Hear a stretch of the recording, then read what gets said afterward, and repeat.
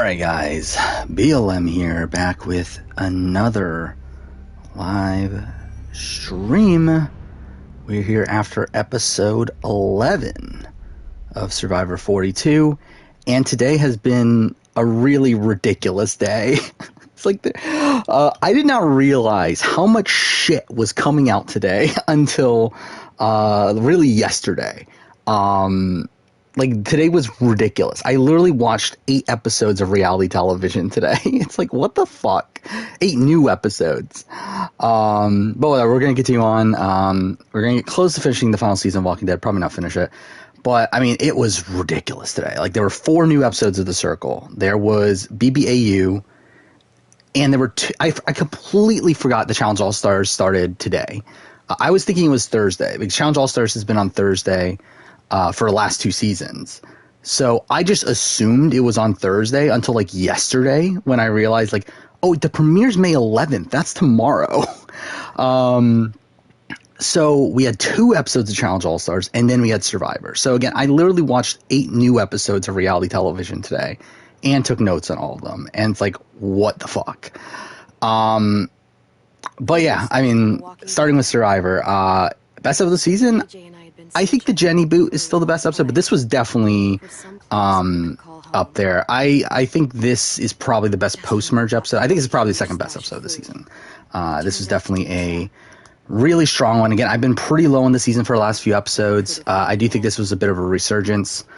Yeah, I thought the entire stuff around the Knowledge is Power was really fun. I still hate Do or Die. It's still shit. But everything around the Knowledge is Power was really fun. Is Mike back in winner contention? No. I think he's still not winning. It's Marianne or Omer. I mean, really, I feel like next episode is it's either Omer goes home or Omer wins. That's really the season at this point. I'm inclined to think Omer loses. And I kind of, like, I started to think about it. So I wrote this part of the review. I think this was a bad move for Omer. Like, obviously, it's a good move on paper. Like, okay, he's stealing Mike's idol and, like, all this stuff. I 100% think he should vote out Mike. Like, I think voting out Drea here, I do think is the complete wrong move. I really feel like this is going to be the death sentence for Omer. To where I feel like he is so primed to go home next episode. If he doesn't, then I think he's winning. Because at that point, it's like, it's pretty unprecedented for him to get an edit like he has and not win the game if he gets to the, like, finale. But I feel like, again, this move I think is going to backfire. I think him taking Mike's idol, I'm assuming next episode Mike's going to want it back. He's probably going to say no. And through that piss off Mike, I think we see them talk about in the preview that the Taku 4 has finally got a split or whatever. I think it's going to be Jonathan and Mike on one side, Omer, Lindsay on the other side, and then Marianne and Romeo become the power players, which was set up in this episode. Again, like, they spent literally, like, the first, like 10 minutes of the episode or whatever revolving around Romeo and Marianne talking about how they're the underdogs and now they're going to be the power players moving forward. I think 100% that's what's going to happen next episode. I think Marianne and Romeo are going to decide where to go, and with Lindsay having the amulet, which has to be used next round, Lindsay's going to be safe. Romeo technically could have an idol, but depending on whether or not he gives it back to Mike, but I think more than likely he's not going to play it, thinking that he can survive this round, get voted out, and at that point it would be Marianne as the winner. If not, then I think Omer's won, because it's like, I don't think there's any other way. I think this episode, Mike, like, the edit is further dunking on Mike. I think in game, obviously we did see Drea say, okay, Mike, you're probably going to win the game if you get to the end. The edit has continued to dunk on Mike. Like, the edit is not supporting Mike at all. All right, let's open up my script. I forgot what I talked about. But, again, the episode literally starts with him talking about how, oh, I took out High. That was my move. And when the edit literally just showed us last episode that's not his move and that he's, like, the puppet of Omer. And then afterwards, where was the other thing? I'm trying to look at my script now. Oh yeah, the Omar making fun of Mike again. That was the other thing, where he's talking about how he's become the new high, and how he's become the player that he hates. Again, like I just feel like there's no way they're giving Mike this edit for a winner edit. Again, this was like the penultimate episode before the merge, and this was a one-time instance, and yes, I think that could definitely still lead to a winner edit, because obviously the penultimate episode usually is like they're trying to throw you off of the winner. I don't think that's what's happening here. Again, we've had 3 or 4 episodes, I don't remember, since the Chanel boot. It's been consistently them undermining Mike over and over and over again. And it's like, he's not winning this season. But yeah. Where are we? But yeah, I mean, again, a lot of shit happened today. BBAU, Circle, Challenge. Thoughts on Challenge? I think the Challenge was the show that I watched today that had the least amount of opinions on. I really, like, I was kind of underwhelmed. Again, like, All Stars 3, I mean, like, it felt like it was going to be this big, epic battle coming into it, like, really great cast, and it just felt eh. Like, I just felt kind of bored, to be honest, through most of it. Again, like, it's more of the same. It's more of the Challenge All Stars. They haven't changed anything in terms of format or in terms of editing, to where I felt like with both episodes, it was kind of apparent who was going to be in danger. I don't know. It was just like kind of just meh. Hopefully it gets better, but I mean, like, I again didn't love the Challenge. Thoughts on the Circle? It was fine. I mean, the Spice Girls didn't quit the Circle. They were clearly brought on, like, for just a couple episodes. Like, that was literally probably their contract. It's, again, this is, like, clearly like a Scaramucci sort of thing, or like a Richard, whatever fuck his name is, from Circle UK Season 2, where they're, like, brought in just to be part of a twist and then leave.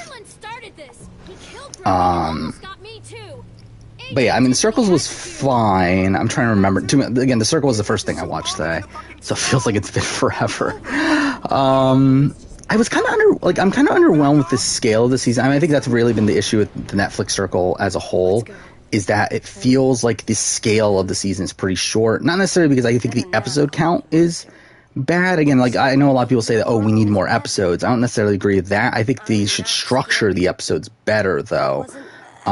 Where, again, we're 8 episodes in and we've only had 2 proper eliminations. Like, that's kind of ridiculous considering it's a 13-episode season. Yeah, also the fact that it's a pretty small cast. It's only, 11 people? Which I believe is the same size as Circle Season 2. But even then, they had, like, the twists where Lance Bass and Jack came back as a new player and that sort of thing. And I guess, to be fair, this season had the Spice Girls, which is like, whatever. But I'm not loving this season. I think this season for me is probably, I don't know, for me, Season 3 is still the best, which is funny because I believe Season 3 is, like, the least liked by, like, the Circle Reddit. But, I love Season 3. I think Season 3 is still the best season to me.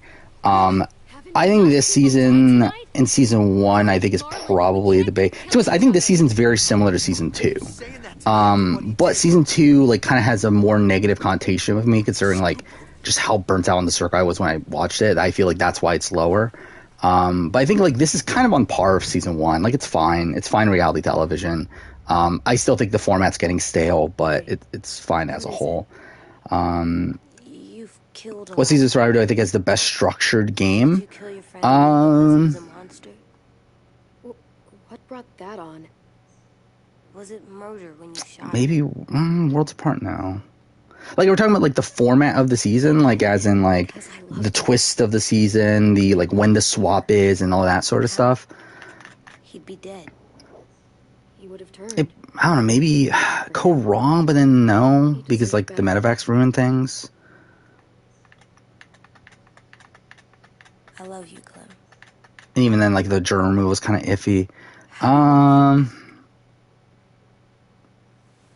I mean, obviously, HHH has the forest fire makings. That kind of ruins things there, too. Oh, and also you had swap into 3 tribes, didn't you? It's like, that's not great. I don't know. I mean, to be honest, I don't think we've gotten there to where it's, like, the perfect format to me. Because to me, like, I think it would be 3 tribes swap into... Like, essentially, it would be Cagayan. But, but take out the Tyler Perry idol and like that sort of thing. Like I feel like that's probably the answer, but it's just like take out the Tyler Perry idol. Again, starting 3 tribes, swap into 2 tribes, merge at 11, final 2. I think that's probably the perfect format for me. It's stuff they wanted. I'm going to put them on their graves. Yeah, HHH would have been the answer, but again, they swapped into 3 tribes, right? I don't love swapping the 3 tribes. Again, starting 3 tribes is fine. Swapping the 3 tribes, I don't like. Here to appreciate your drawings. I like Gabon. Yeah, Gabon's interesting. He's obviously the schoolyard pick, and they do it twice on the season. Like, that's cool, but it's also very... You're putting... I guess either way, it actually really doesn't matter that much. But I feel like schoolyard picks are just obviously, like, very easily gamed if they knew it was coming. And if you had competent players, but Gabon didn't, so it kind of worked out for him. Also didn't, considering we got, like, very lopsided tribes, but whatever. One World was pretty good. I mean, it's like One World's kind of like fine. I don't love Merge at 12. I feel like that's something I would probably do without. On an 18-person tribe, or 18-person season, I would probably Merge at 11. And then obviously like Final 2 would be ideal too. But yeah, I mean it's fine for modern. Not even modern format, but I guess Final 3 formats. BBAU is a mess. I will say, I've been enjoying BBAU. It's not, like, it's still BBAU. It has a lot of the issues of BBAU. But I've actually been enjoying it. And, like, I'm, like, the Josh situation's so weird. It's so fucking weird. The entire, like, 2-episode arc for Josh, was like really creepy and really disturbing, but also like I kind of feel for the guy. I mean, like, I don't know, it's kind of a complex situation where I feel for the guy as like he obviously seems to genuinely have feelings for Sam, but also like obviously it's never gonna happen. Like it's not going to work out. And, like, the fact that he's, like, talking to her about, like, how he loves and, like, all this stuff is so fucking creepy. But whatever. Sabrina won that final immunity, and it's a final 2. Does she take Kim? We don't know. I think Chelsea takes Kim, for sure. Kim takes Chelsea, probably. We don't know for sure about what Sabrina would do. I'm inclined to think she would take Kim, but you never know. Was it surprised that Melinda and Tyler were medically cleared? Melinda in particular, I was pretty surprised, considering it seemed like very blatantly she was still injured from All Stars 2, which, by the way, this was like a couple months later, right? Like I believe casting started literally like the time of the final. So yeah, I don't know what the fuck they were thinking putting Melinda on, but whatever. What I think of Drea as a player, I think she's fun. I mean, I think she's like a better version of Hai. Like she has like some of the issues I have with Hai, but I think she's like a better version of where she was actually in control on her original tribe. And then like is also kind of like a game body player. I will say I don't love her talking about how she wants to go to the end against the people that played the game. I don't love that.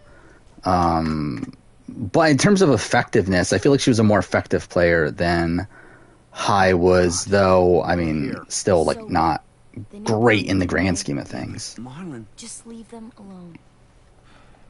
Shit. Clem? What? Why do people have... I also find funny how much going to BBAU, how much Josh was promoted in the free season, because again, that tricked me. I generally thought like, okay, Josh is getting promoted a lot and like being like promoted as like this villain sort of figure. I thought he was going to be the like Danny Hayes of the season. I thought he was going to be this like maybe like a Jordy. To be honest, I think Josh and Jordy like do have some similarities. Like he's kind of like a mix of Jordy and David in terms of character, but then like also has like the Sam stuff, which kind of mixes things up. Ready? But yeah, like I really thought he was going to be this like massive villain for the show, and then it obviously just doesn't You said happen. you wanted to go to the beach. So, I drew it for you. Who's the person from All Star City that didn't make a final? Naya. Marlon. Is it Naya or Nia? It's Naya, right? Yeah, Naya. It's Naya. Yeah, she didn't make a final, which is still funny. Like, I love how they changed the wording in the episode too, but it still doesn't work. Like they changed it to was it? Everyone on this season has qualified for a final, which you would think that okay, this makes it so that Naya counts, but like it doesn't because Naya still got DQ'd before they qualified for the final. Like I really don't get why. Like Naya's here. Like I get why Naya's here. Like I think it's an interesting casting choice, especially if you're gonna have Jordan on. But still weird that they're promoting it that way. I was justified. Fun to see a ranking of BB10 HOA trains. That would be funny, actually. I didn't think of that. That would be funny. Funnily enough, Herman's won, right? Like I mean, is Betty BB or BB is Betty Final 5 HOH like number 2? This sucks. I'm sorry for that. I really am. Like probably, even though like she put up her own closest ally. It's a disaster. How can any of us trust these What's a more iconic gummy bear pillow? I mean, it's gummy bear. I mean, the pillow was just like. By the way, I 100% feel like Laura already knew she was going to put up Mel. Like, I think she just like flipped the pillow as like a cop out. Because why wouldn't she tell people like which side means what before she flipped the pillow? I think 100% she's trying. Like, she was always going to pick Mel, but like didn't want to tell people she was picking Mel. No, Naya. Right? Am I not remembering this right? Naya got eliminated. Yeah, I'm remembering this right. Yeah, because like Naya got eliminated before the final elimination. It was Leroy and not. It was going to be Leroy and Naya versus Bananas and Nani, but then Naya got DQ'd and they brought in Teresa, and Teresa beat Nani, and that's why like the Teresa Nani feud is like so prominent. Please don't kick us out. So yeah, she didn't even qualify there. How feel about everyone in the circle being so over the top and screaming? I mean, that's what they always do. I mean, that's literally the circle.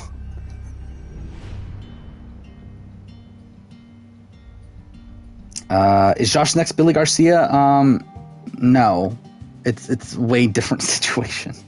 I think Marty's first HOH is number 2. I think it's 3. Again, like I feel like him nominating Betty without informing like half the house, and then also through his misread of him nominating Betty and seeing people scramble, and that like makes it in his head that all those people are working together when they really weren't. I think yeah, like I feel like that's still pretty bad. To be fair though, I mean I guess technically he does come out of the HOH in a better position than Betty does. But then, actually, does she, though? I mean, because, like, Betty comes out of that week with Josh at the Final Four in a position where, at that point, Josh was taking her to the end. To where, at this point now, we do have a bit more clarification where it would have been a 4-4 tie had Josh and Betty gotten to the end where Canada's vote would have decided it, which Canada probably votes for Betty. So Betty probably would have won. Though that is assuming that that Kevin doesn't tell Helena to vote for Josh, which who knows if it would have happened. But essentially the votes would have been Kevin, Gino, Marty, Jace for Josh, and then Herman, Moose, Summer, and one more, Helena, for Betty. So again, it really would have been like, does Kevin care enough to give Josh the win? AJ, stop. You'll break your toe or something. Do I want to be in the TMR fan v France deal? Probably not. No. I feel like I'm better off not being in it. It didn't work. I did what you said and they didn't even care. But yeah, again, BBU, I've been enjoying despite the fact that it is still the same shitty BBAU. Like the use of like secret rooms and everything is still ridiculous to me. I wish they kind of focused a bit more on the strategy. Where BBAU is a show that like for some reason only shows like strategic things when it's necessary. So because that we still don't know like the dynamics between like half the people in the house. That's something I don't love. But like I've been enjoying the season as a whole. Like I like these returnees. Again, Tim being back on TV is incredible. I mean, Tim is Tim. I still think Tim's one of the like best all-time reality TV characters. And then yeah, the gameplay's been interesting, even though we've only had one proper round. Again, the Josh stuff was weird, but like was also like kind of interesting. You're still mad, huh? And yeah, I mean, I feel like there was something else that I'm just like forgetting about. But still, yeah, I mean, overall, like I've been enjoying it. I should replace Boston Rob. Yeah, that's definitely what I should do. I did what you told me to. So I think Timmy. So I don't think Tim. Wait, so you think Tim doesn't have control of the vets? I'm control. He doesn't have control of the vets. I think that's pretty clear. I mean, I think he had control of that initial group for that last vote. For this vote, I mean, this was a fucking train wreck. Like really, no one went with his plan. Like it was really him, Reggie, and like one other person, right? Like everyone else just voted all over the board. So. Yeah, Drew voting for Lulu. Like, what the fuck are we doing? Like, yeah, like Tim for sure did not have control over this last vote. I was impressed though that he got it to a tie for the Josh vote. The fact that he got, I think it was Gabby and Alicia, I believe were the two. Then the voting with him, like the fact that he's able to get that is pretty impressive. But yeah, obviously they're overhyping Tim's game. Again, it's very much a Danny situation. Where you can tell that Danny like didn't have control at points, but like tried to make it seem like he did. Like this is the same thing with Tim. You have to leave. Don't we get to vote? I vote that we stay. What I consider for a BBUS pre-juror season. Didn't I do that? Did I not do that? I can't believe this. You're all I guess I didn't do that, did I? After everything I always thought. all the lies he told you. Yeah, I haven't even made that, have I? I think of it as I've made like an early Boots Big Brother video, but I guess I haven't. How could any of us stand to be around you after he did that? How could we trust you? Yeah, I know I should do it. Like it's in my list of video ideas. Like I think I assumed I did it, but like now I'm thinking about it, I haven't. So yeah, maybe I'll do it at some point. Like, the schedule's already like super filled though for a while, but yeah, I mean that would be a fun video. Yeah, like when I talk about casting videos, like Survivor, I think I'm mostly done with general casting videos. I feel like I've done most of what I want. There definitely are more Big Brother ones I would like to do. Oh, is it okay? The results for the thing. Layla was nominated by Alicia, Dave, Mel, Reggie. Okay, I thought Reggie voted with Tim. Oh, so Tim got Lulu and Trevor. What the fuck is this vote? Like, what are Layla and Drew doing?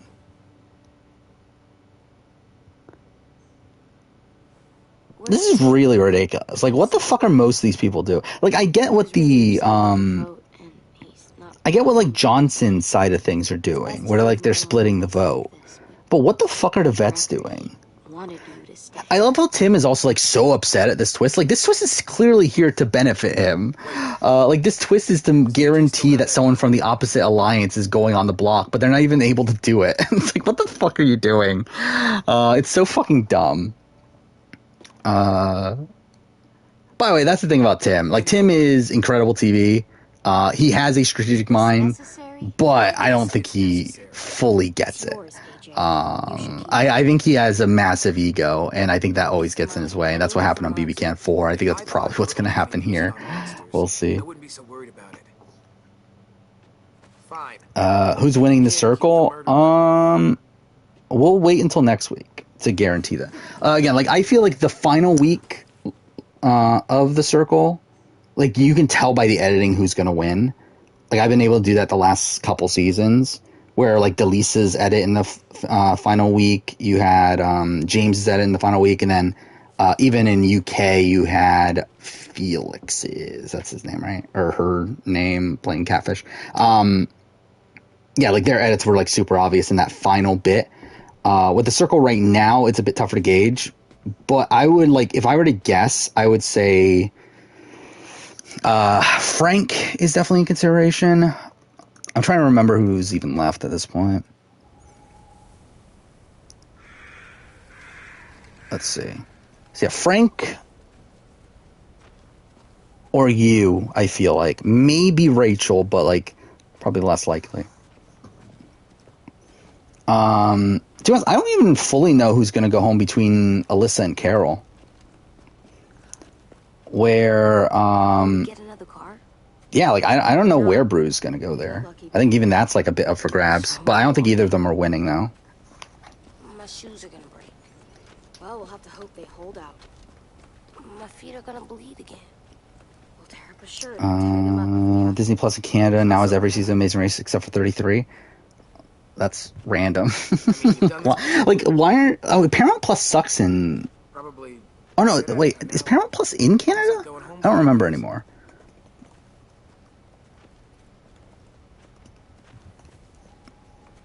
Yeah, it is in Canada, but... It's supposed to suck there, though, right? Yeah, really weird that it's not on Paramount Plus.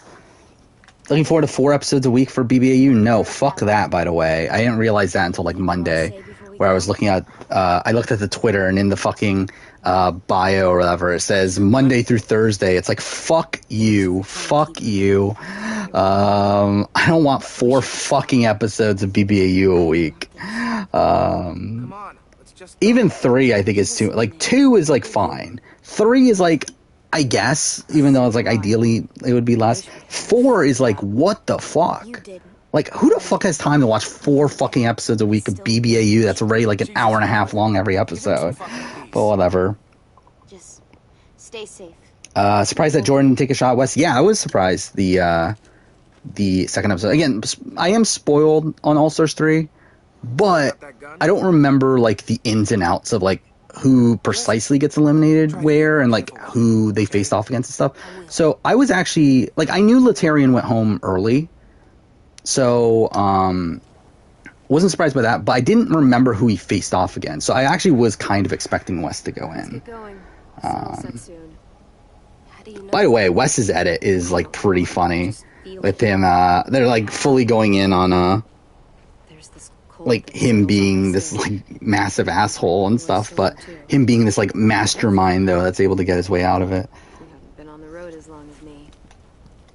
Yeah, but I am extremely worried moving forward about how much time or about how much we're gonna have going on. Where again, today was ridiculous. Like, this was insane today. Like, 4 episodes of Circle, 1 episode of BBAU, 2 episodes of the Challenge All-Stars, and then Survivor. And if I cared enough about Beyond the Edge, there would also be Beyond the Edge, but fuck Beyond the Edge. Again, that was ridiculous. And next week's going to be almost the same, right? Next week's going to be, yeah, literally the same thing, but only 1 episode of Challenge. Come on out. So that's ridiculous. How long you think you can hide? Shit. Thankfully, the week after that should be fine. But how much also All if I don't have Paramount Plus? I do have Paramount Plus. You can survive the night if you cut it off fast enough. I've talked about that for a while. Like, ever since I... what was it, Challenge rewatch? No, it was before the Challenge rewatch. I've had it for months now. I've had it since, like, October, November of last year. But yeah, for a while I didn't have Paramount Plus. Actually, I think it was All-Stars 2. When All-Stars 2 started, maybe? I think that was November. So maybe that kind of aligns with it. I don't remember. But I've had it for a while, and I'm probably going to keep it just because it's so much more... It's way more convenient. It's like, at the end of the day, it's fucking $10 a month. Again, I'm also doing the ad-free version because also that's more convenient. Like, at the end, $10 a month is, like, kind of nothing, considering, like, obviously I make money from watching the shows. So it's like, at the end of the day, it's like, I'm making that money back anyway, so it's fine.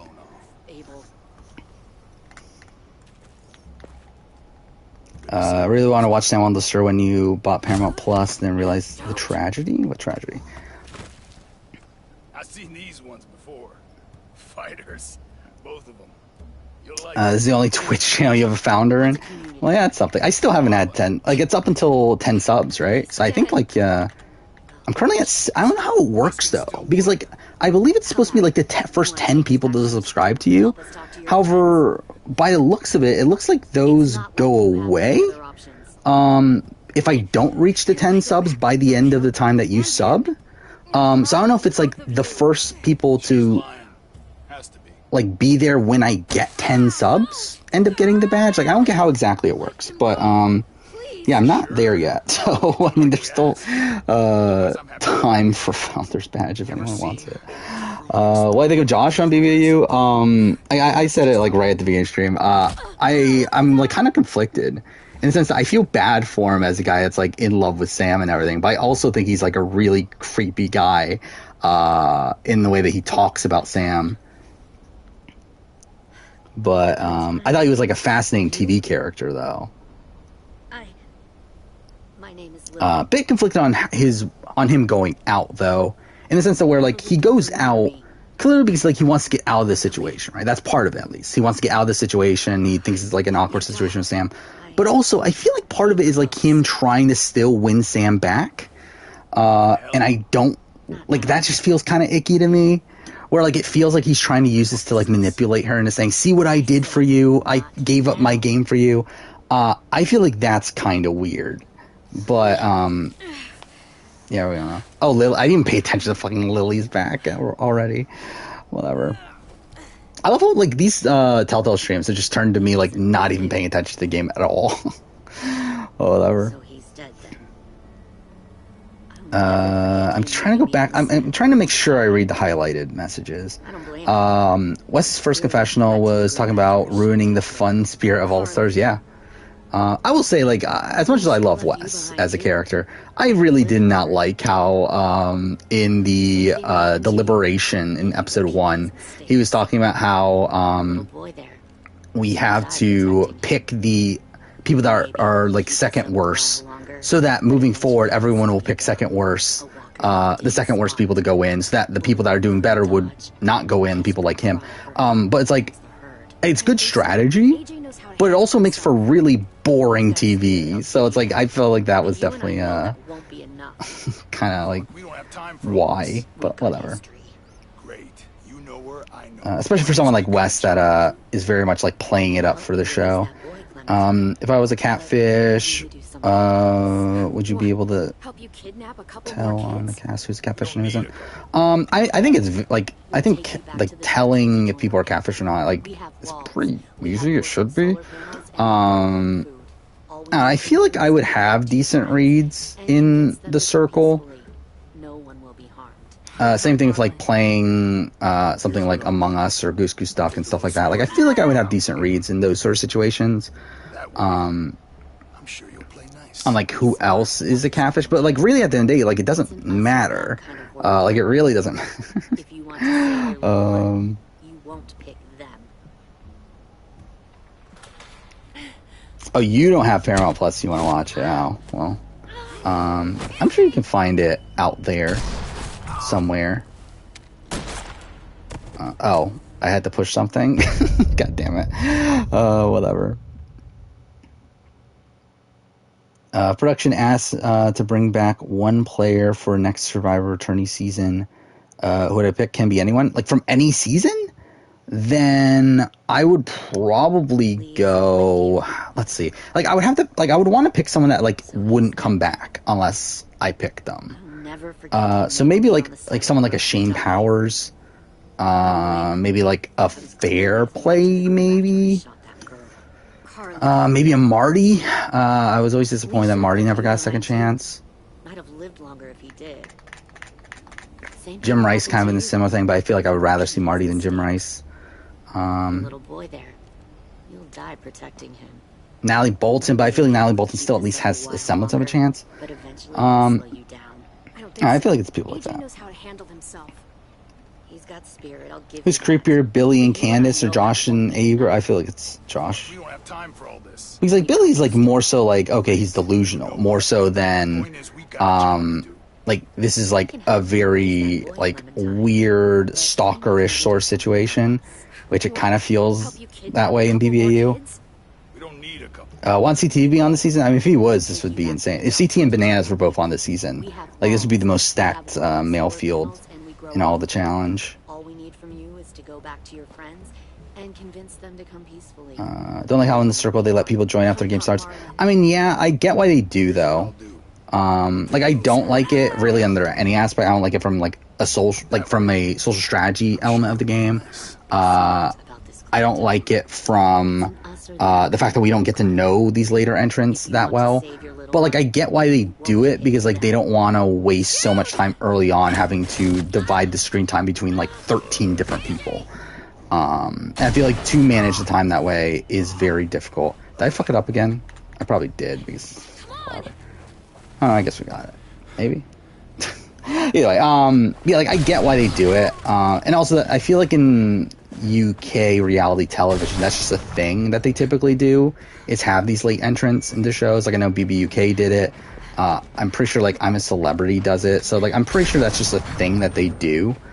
But yeah, I mean, ideally, and like too, for also The Circle is just a show that doesn't care about social strategy. Like even though it is inherently a social strategy game, it doesn't want to be. And like I feel like 100% the creators like unintentionally made a social strategy game, and through that, like I feel like that's a lot of the reason why they don't really care about that aspect too, where like again they don't really care about the game itself. I think at this point they recognize that it's a thing, obviously, because they have to, but like I don't think they actually care about the strategy and everything of the game.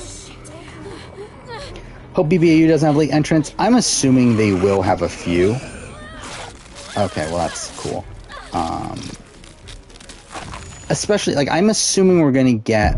Like, I don't think we'll get any late entrants that are newbies. I think this is probably all the newbies. I would not be surprised if we get, like, probably, what, 3 more? OGs?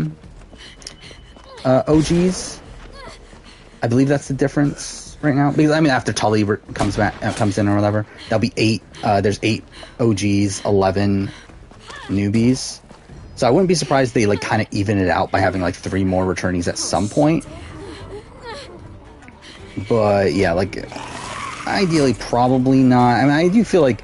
I just wish they went half and half. I don't know why they did this, like, weird sort of format of, like, first having 4v... what was it? 4v11? It was at the start, right? And then, like, now... what, like, 7v10 or something? Like, it's... Like, I don't love the format, but... like, just put them in initially, half and half. I feel like that would make it a lot better, but they're not doing that, so whatever. I have a feeling BB24 is going to get worse than the... I mean, like, yeah, I mean, BB24, I think, it's going to be tough to be better than BB Can's 9 and 10, but I still think it has the same potential that BB23 had, and BB23 almost was an all-time great season. It just, like, again, the cookout, like, really, like, minimized the gameplay by the end of it to where, I kind of ruined the season. But, like, yeah, I feel like 24 still has the potential to... Okay, I'm an idiot. I literally hit the wrong button. 24 still has the potential that it had before the cookout becomes such a prominent thing. Who's been the most visible BBUS winner? In terms of, like, who had the most DRs? Or, like, who is the most obvious, like, from, like, early on that was going to win? If that's the case, then, yeah, it's probably Derek or Cody. Probably Derek, to be honest. Because, like, I feel like even with Cody, there was, like, some, like, people coming after him to where, like, there was at least a chance he can go home. And even at the Final Four, like, he almost goes home there. Had Christmas 1 veto. So it's, like, it probably is Derek. Oh, you're talking about On the Edge? Well, I mean, On the Edge show... Actually, let's look up the DR count. I actually don't know the answer of who's the winner with the most DRs, because I feel like there's a lot of runners up that end up with a lot of DRs, but I feel like the winners is not as prominent a thing. I mean, like, well, I mean, this is kind of unfair also because like early seasons had more DRs. So yeah, like Will had 223 DRs. Yeah, 323 when like Xavier had the most in BB23 with 188. So it's like the amount of DRs is obviously very varying. Very varying, whatever. Actually, I didn't realize that the winners in the last 3 seasons all had the most DRs of the season. Jackson actually had the more DRs than both Xavier and Cody. That's kind of funny. Actually, I didn't realize Jackson had that many. Jackson had 251 DRs. Like in comparison to like Tyler, who like dominated the airtime the previous season, had 300. Like, the fact that there's only like a 50 DR difference there is kind of surprising. And only like 70 difference from Paul in BB19. But yeah, like in terms of total number of DRs, I'm pretty sure it is. Yeah, it's gotta be Will. Which is kind of weird, actually. Oh no, it's actually June. June has the most DRs for a winner. But funnily, she had less DRs than Allison. Yeah, June had 344. Again, that really just shows you how like many DRs they had back in the day. I believe Sarah Hanlon's up there too. Yeah, Sarah Hanlon had 329. John had 318. It's kind of insane how the editing of BB Can has changed over time. Where those first 3 seasons were like so DR heavy, where you had these people that had over 300 DRs, and then now we get to BB Can 10, where Kevin had the highest at 123. And even like last season, Kiefer had 133. BB Can 7, Dane had 138. There was a 3-way tie in BB Can 6 for 113. So it's like, it's funny how like the DR count has like really, really dropped in recent years for BB Can. But yeah, if we're talking about like from like who was most obviously going to win, then yeah, it's Derek. Rank the Cookout members in terms of confidence I would have on any given season. Tiffany or Xavier, 1, 2.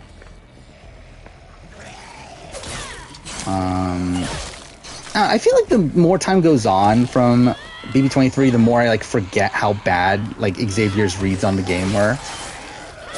Like I feel like Xavier is kind of like, I think like similarly to Ty, is someone that's going to get glorified over time of the game they played. But I feel like unlike Ty, where like I remember like all the bad stuff about Ty, I feel like Xavier's one that even I am like starting to forget like the bad things about Xavier.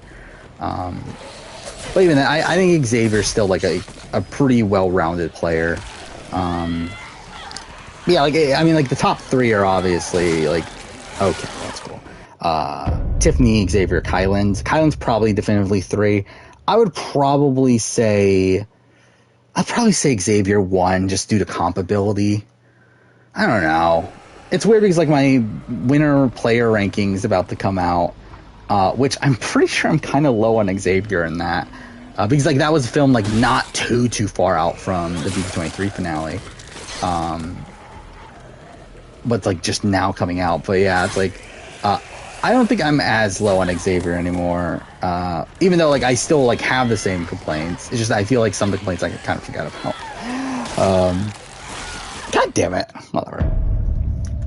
But yeah, let's just say Xavier, Tiffany, Kylan, Hannah, and then Azza, Big D. I think that's pretty definitive, outside of like swapping Tiffany and Xavier, potentially. Is Survivor Australian Outback still worse than Thailand? I still have not rewatched Thailand, so we'll see. I'm probably going to start that relatively soon. Maybe. We'll see. I'm kind of in a weird spot right now where there's so much shit going on that it's kind of tough to find time to like start Survivor Thailand right now. And like even if I were to start it, like Friday, I'm probably gonna have time to start it if I really wanted to. The problem is that like I'm not gonna probably have time to watch Thailand again after that until the next Friday, I think. So it's like, I don't know if it's worth it to start it now. We'll see, though. We'll see. I might do it anyway, just to get a start to it. But I have gotten fully caught up on Survivor 42. So that review is caught up until, obviously, tonight's episode. Part of that is because I called in sick yesterday. Because I was actually sick early on, but like that did leave me a decent amount of free time yesterday, so I did get caught up on Survivor 42, and I recorded like a whole bunch of videos too. So that's something, but or at least parts of a lot of videos. It was all videos that I can't finish until after 42, but I decided, fuck it, I can record the parts that I can right now. It's like certain what if videos, and actually, it was like 3 what if videos. And then the luckiest moments for every Survivor winner video.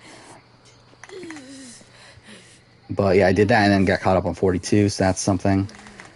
So, yeah, I mean, it's going to be long, but it's actually not going to be as long as the 41 review, as of right now. Unless we have like a really, really crazy end game. But even then, I feel like 41, there was still a lot of stuff to talk about. So, I feel like it's going to be shorter, not by much, probably like a couple minutes shorter. It's still probably going to be around 2 hours. Get the shrapnel out. Is BB23 above 21 on season ranking? I don't know. I've never, properly thought about it, to be honest. I think the general vibe of 23 is one that's better. But 21 did have a much more interesting endgame. The problem is that it's an endgame with a lot of, unlikable people. Where I feel like most of the people on 23 were mostly likable, so it's I don't know. I think realistically, I probably would have. I don't know though, but the first half of 21's so bad. Yeah, I mean, it's actually. I think they're pretty close. Thailand is over Marquesas for you. Again, I like Marquesas more than... Actually, I don't know if I like it more than most people. I probably like it as much as, the general fan base. But, I did enjoy my latest rewatch of it. Thailand, I'm expecting me to hate. We'll see, though. But, yeah, I'm not expecting it to do that well. Kept track of... Okay, I missed this. Kept track of confessionals on challenge... These people usually don't do them. Right now, Wes and Tina have the most at 11. Not too surprising. I've not looked at So, Will from America from RJP does a confessional count for the challenge. He has not done All Stars 3 yet. So that's something. But, yeah, so I haven't looked at the confessional count. But again, not surprising that Wes and Tina are up there. At least TJ wasn't pissed off Melinda technically quit. I mean, yeah. I mean, I think it would have been a really bad luck for TJ to want Melinda to compete with that injured of a leg. But yeah. What's thoughts on BBAU bringing back the old format once a week? That's something I don't get. When they say once a week, they literally mean 1 episode a week out of the 4 episodes? If that's the case, that's really fucking weird. For me, it's either go all in or or don't do it at all. Why are we doing it 2 rounds are the old format and then back to the regular format and then it's such a weird thing if that's the case. Yeah, I don't really like it. While I do think the intention is to give the returnees a more of a chance through them at least having 1 non-returnee on the block every round. I do think at the end of the day it does give the majority too much power to where, especially because we're doing this vote for nominations and then also doing a normal vote to vote people out. Really, to me, it always should have just been BBUS format. Have the nominator competition where you nominate you nominate, I guess in this case, nominating 3 people is fine still, and then have the second chance competition, which is essentially a veto, where one of those people save themselves, and then do the vote between the other 2. That's the format that it should have always been. But the fact that they're not even they're putting the second chance competition, but only with the with the public noms or not public noms, but the everyone nominating thing. Like, it's like they're still like not doing it right, but whatever. Did my opinion on BB3 change after the rewatch? Not really. It's exactly the same. I mean, I like BB3. I just don't like it as much as other seasons. I mean, like, yeah, I mean, that's really where I'm at. And, like, really where I'm really Big Brother just in general. I don't have as negative of feelings on seasons as most other people. Where, again, like, the reason why, like, BB3 is, like, what, bottom third, I think, on my season ranking, somewhere around there. It's not because I don't like BB3. It's just I like these other seasons more. Where, to be honest, I probably like BB3 more than most people. It's just that I think, it's just like, again, this is a ranking where things have to be in an actual spot. And through that, it makes it look like I don't like BB3, when in reality, I like it quite a bit. It's just that I like other seasons more than that. Veronica get 8 confessions in episode 1. Works just as well. I mean, I guess that makes sense. I mean, she, like, what, they were the first to enter. They got to talk about that there. Then obviously, like, just the Tina relationship was a focus. I was not paying attention. I just pissed him off, didn't I? You killed some. Yeah, I'm surprised Sylvia's on the show. Like, I really thought Sylvia would be purpled.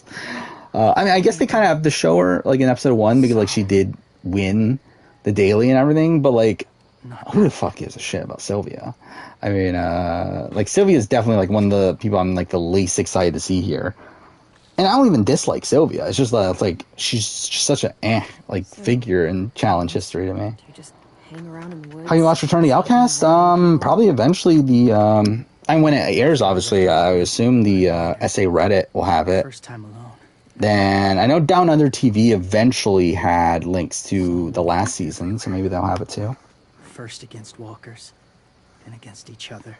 BBCan 10 Instagram live fans were bashing JL for 12-year-old tweets. Yeah. It's like, again, like, I mean, I think it's dumb to criticize someone for what they said when they were 12. Especially when they're, like, now double that age.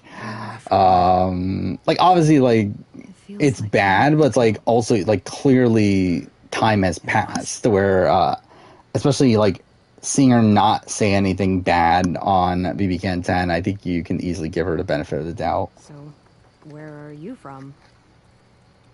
Washington. Which BB season had the fairest format? The city or the state? I mean, like, City. like, are we including, like, the twist? Because, like, a BB4 is, like, technically a fair format. I mean, it's just a standard game, but also had, like, the X's, which obviously messed things up. So if we're including the X factor, then obviously not.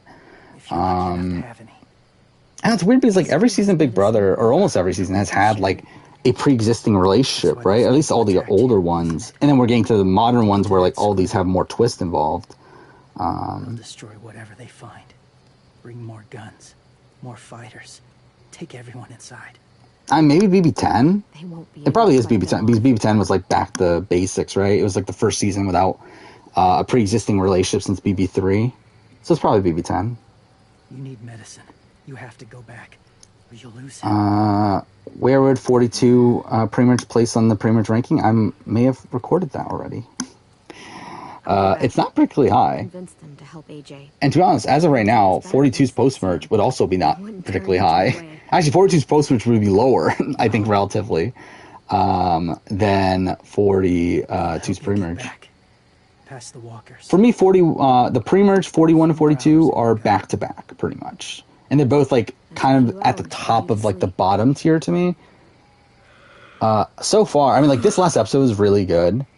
And I thought the merge episode was good. I thought the vote out was underwhelming, but, like, the actual, like, lead up to that outside the hourglass was all good. But yeah, I think all the episodes in between were just very meh to me. We'll both keep watch. Marie was removed from the Reddit mega thread. I will say I have not followed the Challenge 38 mega thread recently. I really haven't checked in probably like a week or so.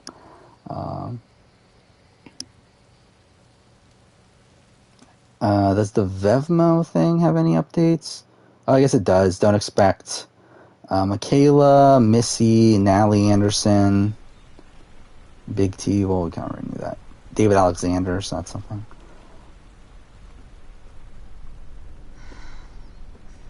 Yeah. Is he awake?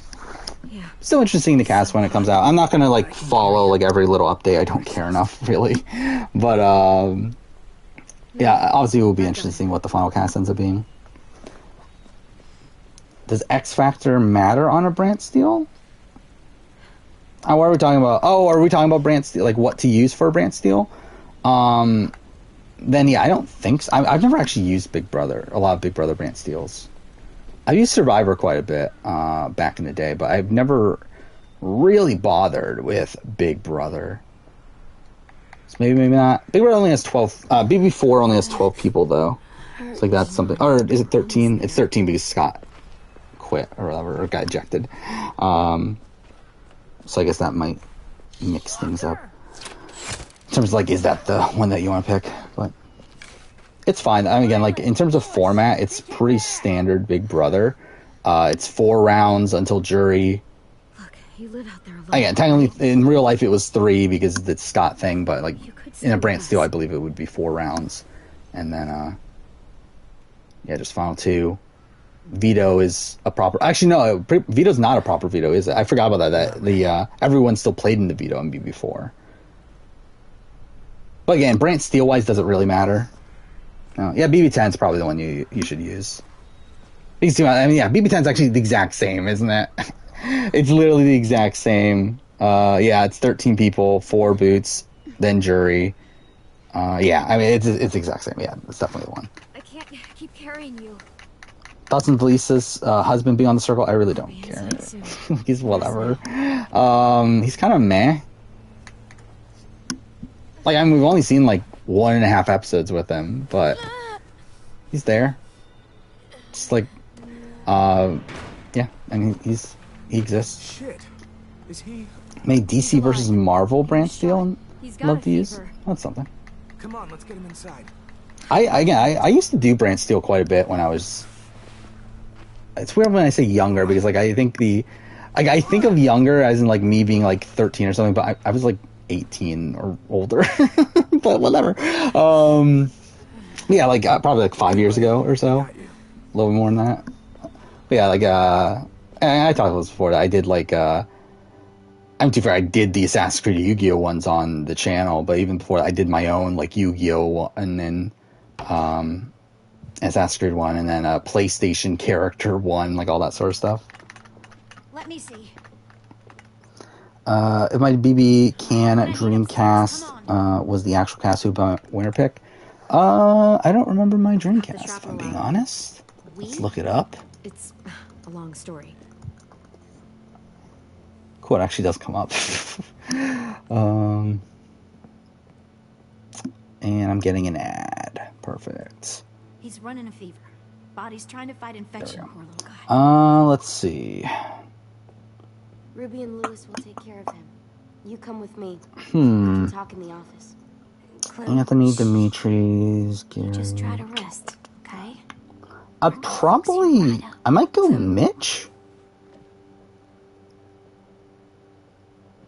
I feel like Mitch is someone that like isn't as remembered for being as great of a player as he is. Mind you, this is going to be a community of BB Can. Like, I mean, BB Can, the community is like pretty small still, to where like I feel like they would know how good Mitch played. Particularly some of the people that were around at the time. We say you said I can't swear. We can make an exception. What do? We say fuck. Yeah, I mean, I feel like it probably would be Mitch though. I'm good now. It'd probably be Mitch or. I feel like Anthony would have a big target, right? Yeah, it would probably be Mitch. Or maybe Gary. Maybe that's the thing. I'll thank you, Mystic Mal, for the sub with Prime. So yeah, we're at 7 subs right now. So that's something. What happened out in the woods? I saw they had you. Yeah, I still like know nothing about what's going on in the game. Whatever. Is this All-Star episode confirming the rumors of Jordan and Naya? Yeah, I did find that weird that they like talked about it as if they were dating, but like never actually confirmed it. I would assume that they're dating, but yeah, they never did confirm it. Love my YouTube videos, well, thank you. I don't look at my YouTube videos that fondly, if I'm being honest, but thank you to everyone that does enjoy them. I see Peridium's 10 moments not calling camera. I did see that he had a video on like that sort of thing. I didn't watch it though. Lewis and I told them what happened in the woods. That woman who Saw those Brant Steele videos, they were interesting. Yeah. I'm probably it's probably better off that no one watches those. Again, they're unlisted at this point. They're on the channel still. I mean, I know you're not like they're under a playlist at the bottom of the channel, but her showing up right yeah. I mean, to be fair, if I probably would have just unlisted them by now. Like at the time, I'm not unlisted, privated them by now.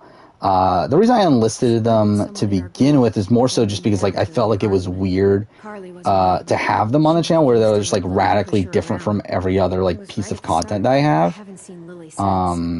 But yeah, like just in general, I mean, they're not good. Like they're terrible. What I say, BB16 is a top heavy season. I mean, yeah. I mean, I think that's the thing with BB16. By the way, I did see that Frankie Grande got married the other day. So that's something. My headset's literally about to fall off my head. Which that's something. But yeah, I think BB16 like has some all-time great characters / players, but then also has like Joey, Pow Pow. He can guide them too. I mean, Amber B, I guess, technically is better now, right? Because she won the challenge. But she definitely would have been another dud. Jocasta. That's probably it. Is there another dud? I mean, Christine wasn't well liked, but I think she still made... I don't know if she made interesting TV, actually. But could have. Took note that he didn't mention MJ and John A. Yeah, I wonder. I mean, how is that going to play out? Because, like, from what I know, that supposedly does get leaked, right? Like, supposedly that does eventually get talked about, and that does lead to some drama. So I assume it's going to happen at some point. But let me convince them. I guess we'll see. Bryce won the first HOH. Well, that's a shame. Like, yeah, I'm pretty screwed then, aren't I? How the hell would he know?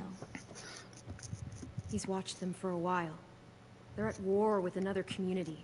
They take people to... Yeah, I'm still on the block at the end. Yeah, I'm definitely screwed. Is that what happened? Bryce does just show him into Swathi? I mean, yeah, obviously. Turn them into soldiers? And if Swathi was in it. What do I think of Romeo's voting record? I don't pay attention, but I'm assuming it's not good, right? Like, I know he's been not voting correctly recently. Let's look this up. Survivor 42. Fuck off. Not confessional count. What do we got here? So yeah, Romeo he voted out Zach, who was someone he didn't want to go home. Did vote out Swathi. And then has he not voted correctly since the merge? Oh, no, he did vote out Roxroy. Yeah, outside of Roxroy has not voted correctly since the merge. So that's something. That is funny. Like, he's voted incorrectly the last 2 rounds. Yeah, Romeo, again, like, Romeo's definitely not winning this season. Whether it be from in-game perspective or from an Edgic perspective. I do love how, like, they still, like, bothered to dunk on Romeo immediately after he had this content about how he's now an underdog and how, like, him and, like, talking about how the underdogs are going to be in the power position, and then it's followed by them undermining Romeo immediately afterwards. It's a 5v5 tie? Well, that's something. Got voted out by Bryce? That makes sense. I think that's definitely what I would have expected. It's funny to me that Josh was the most promoted. Yeah, I mean, that's the weird thing about Josh. Josh got, like, so much promotion early on, and it's all for him just being the first boot. And, like, yeah, he was such a major character early on, but narrow down the pathways through it. So we'll know still bad normal for BBAU to promote their first boot that much. Ja won the second HOH. Well, I mean, at this point, I don't have much of a vested interest. I don't really care who wins at this point. Carsonian evicted. Well, actually, Carsonian hasn't been. I don't feel like we've seen Carsonian in a while. This is where we should make our stand. There's only one way in, the front. I feel like there's probably like a good amount of people at this point, through the year I've been streaming, that like just like started to like stop showing up, and then I just like don't like pick up on the fact that they don't like. So like when I see their name, I'm like, oh yeah, they used to be here a lot, and then they stop showing up, but then it's just like something I don't really think about until I like see their name again. Well, you guys don't use the greenhouse anymore. Well, you're obsessed about voting correctly. What are you, high? High as in the, not high. I just, that sounded weird. Talking about high because high on Survivor 42 because he was obsessed with having a perfect record. I'll go. Are you sure? It's gonna be swarming with walkers by now. If anyone in this chat will actually go and play Survivor Big Brother or date Swathi one day, it'll be Bryce. Probably. Violet wouldn't just go against what we all decided. I mean, the dating Swathi part, definitely, right? I mean, that's definitely what's gonna happen. His fever's already going down, Clem. Okay, this has got to be rigged, right? No way Bryce is winning 2 HOHs in a row for him. They're arming up to attack the school. By the way, I love how, like, that, like, from what we've gotten from Exit Press, like, that supposedly was why High flipped his vote at the Jenny vote, was because he wanted to keep a perfect record. It's not because, like, he actually sussed anything out. It's literally because, like, he was like, oh, I don't want to vote incorrectly here. I need a perfect record and play the perfect game, so I'm going to switch my vote here. And that's, like, what ends up, like, causing him to save Lydia there accidentally. It's really fucking dumb. Herself, and you're good in a fight. I can go too. You know, to keep the peace. Fuck, Vi. We're over an hour in. I just realized that. The final season episodes are much longer, aren't they? These two will meet you. Radio Ranger evicted? That's something. So the next interview, and he said he was suspicious, but Chanel said he wasn't. Yeah, I mean, like, I'm... based on the edit also, like the way that the edit is showing things, and also based on just the logic of like how votes played out and like his reaction to things, I'm inclined to think that High didn't really know. Like, I think he definitely like had an inkling of, okay, something feels off here, but I don't get the sense that he like actually knew that my vote would matter. Or that my vote would, like, this is exact, like, he obviously didn't know that Mike lost his vote. Like, even if he had thought that, like, okay, Chanel lost her vote, he still didn't know Mike had his vote. So at best, like, him flipping his vote would cause a 3-2 vote, where he would still lose. But he 100% did not know, like, exactly what was going on, in that, round there. Thoughts on this BB cast with Survivor players? That's fine. Like, I don't know what to really, say. Again, a lot of, like, interesting people. I don't know if we need, like, Sandra and Suri. I feel like they kind of... I guess they don't really necessarily fulfill the same archetype, but...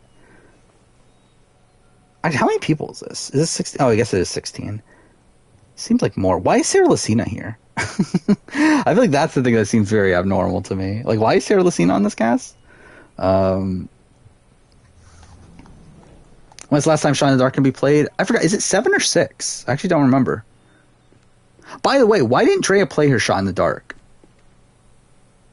I was surprised by that. There's too much condensation on the inside. Because, like, at the point where Drea knows that Ulmer must have leaked the information because Mike doesn't have his idol anymore, because why else would Mike not have his idol? Like, obviously that would mean that Ulmer is flipped on her, which means that she more than likely is going home. Like, I really don't get why she didn't play her Shot in the Dark at that point. What do you want? But it's like, I guess it, like, obviously, like, this is a thing that you can see from the outside, where, like, maybe inside the game she was, like, she couldn't, like, think of it that quickly. Like, she didn't fully recognize everything yet. But still, I do feel like she definitely should have gone for it. To be fair, she probably still gets voted out anyway. Obviously, it's, like, not a high chance of it working. but still.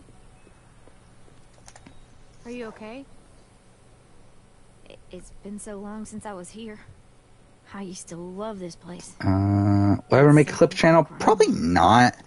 Just because it's like, I don't think people care. And to be honest, there's not as many, like, there's not as many clips to really use, right? I mean, like, and also it's like, too fair, that would mean I have to care enough to actually clip it myself, because like, most people don't clip things to where, what was it? To where like most of the clips that are on this channel are like literally just like random points within streams. It's not really anything important going on. But also it's like, again, like I don't think it, like I'm not really the type of channel that this isn't really like one that's like good for like 30-second clips, minute clips or whatever. Like I do a lot of like talking about things for like a couple minutes and that sort of thing, and like maybe like I could do like posting like me talking about this latest episode for like 10 minutes or something like that. Like I can do stuff like that, but also it's like that'll take more time that I just don't care enough to do. Yeah, I mean, it's like realistically, I probably won't. That window. I bet we can get in there. Good spot. Mitch, come here and give me a boost. Wait. Make her go first. You don't mind losing. I've completely lost track of the of what's going on in the Brant Steele. Sticking her neck out. Okay, I completely lost track at this point. There's like way too many things about the thing. Holler if one grabs you. Otherwise, we'll come as soon as you give the. But yeah, like I also feel like the stream's like different. Again, like it's obviously just gameplay of me talking over it.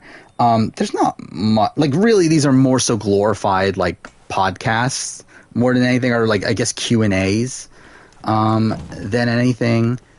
To where again, like I don't think there's like much to get from like just individual clips. Oh, Bryce is going home. Is that finally happening? Just notice a spider on your bed? Well, that's not good.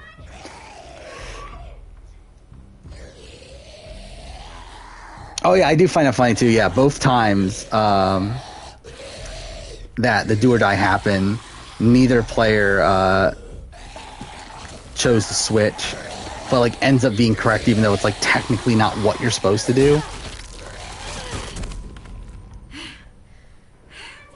Bryce is a social god? Well, I mean, this is definitely not accurate then. I mean,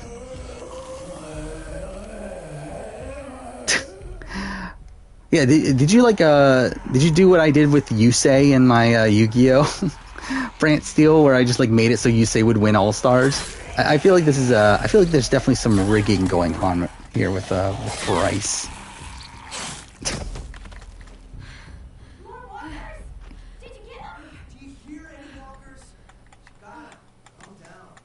Yeah, I thought Lindsay, like, I didn't know exactly where this round was going. I thought, like, when Lindsay, so, like, coming into the challenge, where it was Lindsay versus Jonathan, I didn't know who was going to, like, win that challenge. Like, I could have seen a world where Jonathan had lost, but then if Jonathan lost, I thought he was going to survive do or die. But, like, I could see that happening. I could see Lindsay, like, obviously we saw Lindsay go, and, like, at that point, like, I didn't know if she would get voted out or not, or go out from do or die or not. Like, obviously the edit did spend a lot of time setting up the Drea boot. And, like, too, by the time the do or die happened, like, there was still 10 minutes left of the episode, to where, like, at that point, then, obviously. But, yeah, like, I think coming into it, I definitely wasn't, like, 100% on, like, okay, Lindsay's safe here. Like, I definitely thought there was a chance Lindsay would go. And I feel like from an editing perspective, it would make sense. And actually, I talked about that in my review. I actually think, like, as much as I don't like do or die, it actually would have probably been, like, better from a storytelling standpoint if Lindsay went home from do or die. Like, for her, like, obsession with getting rid of Jonathan, her never, like, being able to pull the trigger, for that to eventually cause her to go home, because it caused her to play in do or die. Like, I think that would have been, like, a really fascinating downfall for her. Tear their guts out. I kind of like to see that. Another tie? I mean, that's Brant Steele for you, though.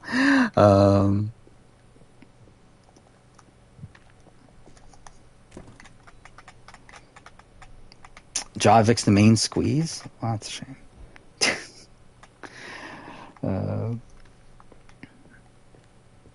I think, yeah, actually, I don't even know who's like entirely is even in this Brand Steel.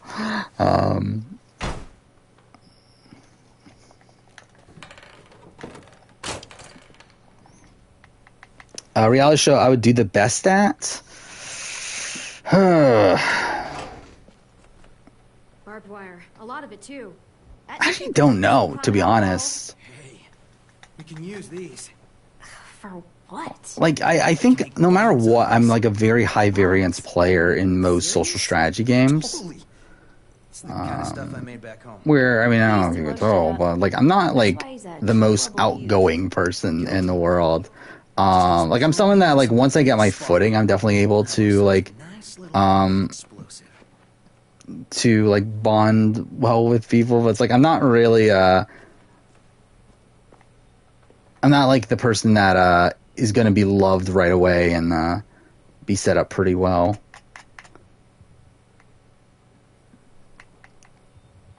So it's like, I think, like, with, like, Big Brother and Survivor, it's going to be high variance. I think I'm probably better off on Big Brother, considering I feel like I'm more likely to win Big Brother comps than I am Survivor comps.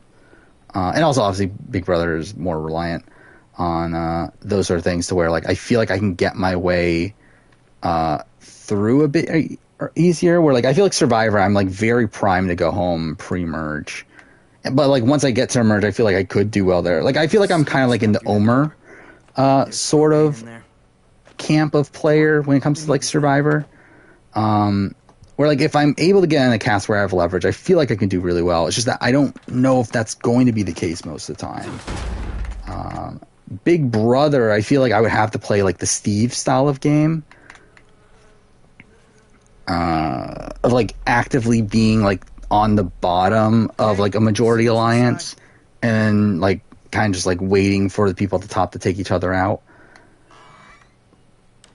And obviously, like, probably, like, build a pretty strong bond with one of the people at the top to where they want to keep me around. I don't think I would do well in the Circle. If you can't tell by the fact that I barely do any social media stuff even for the channel. Obviously, I would suck at the challenge.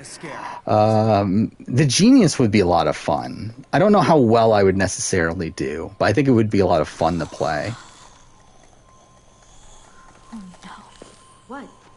I don't know what the answer is. I mean, to be honest, it might be Big Brother, but again, even then, like, I'm such a high variance player.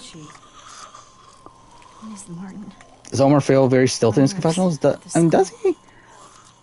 I mean, I feel like he's like, I don't know if stilted is the word that I would have thought of. Like, I think he's trying to be this, like, I think he's trying to be a humorous character. Where he's trying, like, a lot of his confessionals, especially recently, have been like him, like, mocking Mike, and like he's been trying to be humorous during that, and like him trying to be like overly villainous and everything. But like, I never really thought of it as like stilted necessarily. Thought we could fight them off, but there were so many. Resimulated Survivor Redemption Island. Buster, Rob, and Russell were eliminated back to back. Well, that's something. Stitching. Local anesthetics, painkillers, fever reducers. I don't think I can take care of her. Here comes your backdoor. I mean, yeah, obviously backdoor Bryce. Would you? Got a backdoor Bryce. Well, Amazing Race. I would not do well in Amazing Race either. I don't think.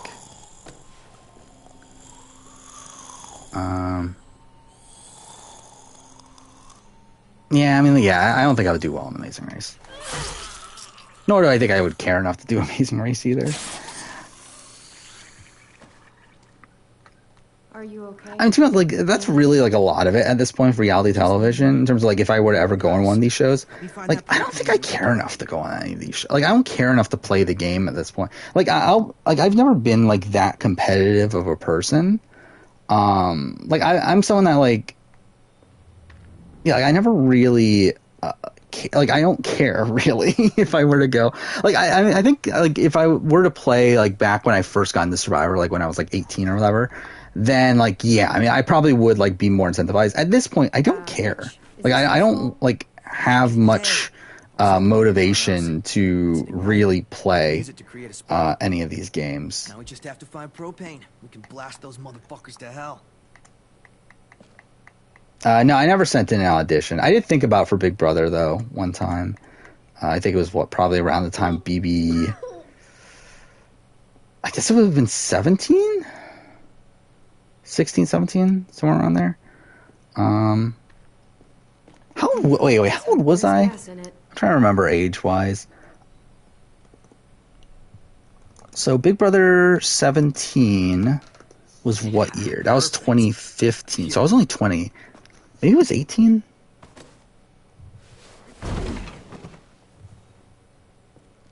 Either way, it's like, I didn't really, I wouldn't have wanted to really do it at this point. Like, I genuinely don't think I could do Big Brother at this point. I think I would genuinely lose my mind.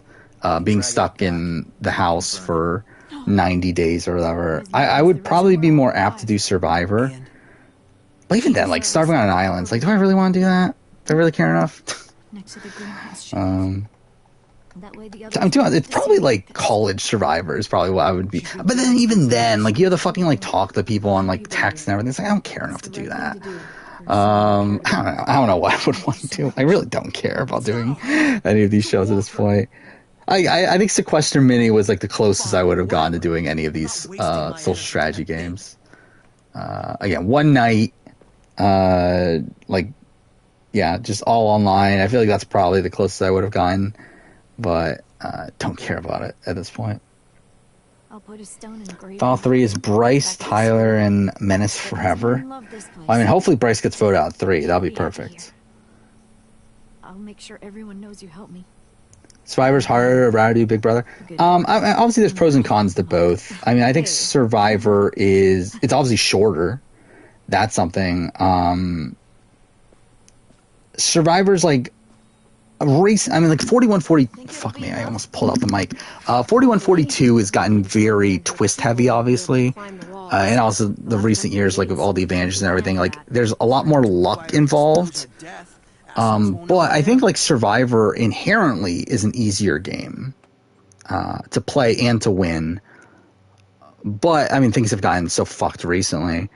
While Big Brother's a game that, like, because like Survivor is a game where, like, inherently without any twists or anything involved, you can have a majority and Bryce is winning. Well, that's something. But you can get a majority and ride with that until the end. Like, if you're the center of a majority alliance, you are almost guaranteed to win. If you, I mean, I guess, like, obviously recently the players are more dynamic, but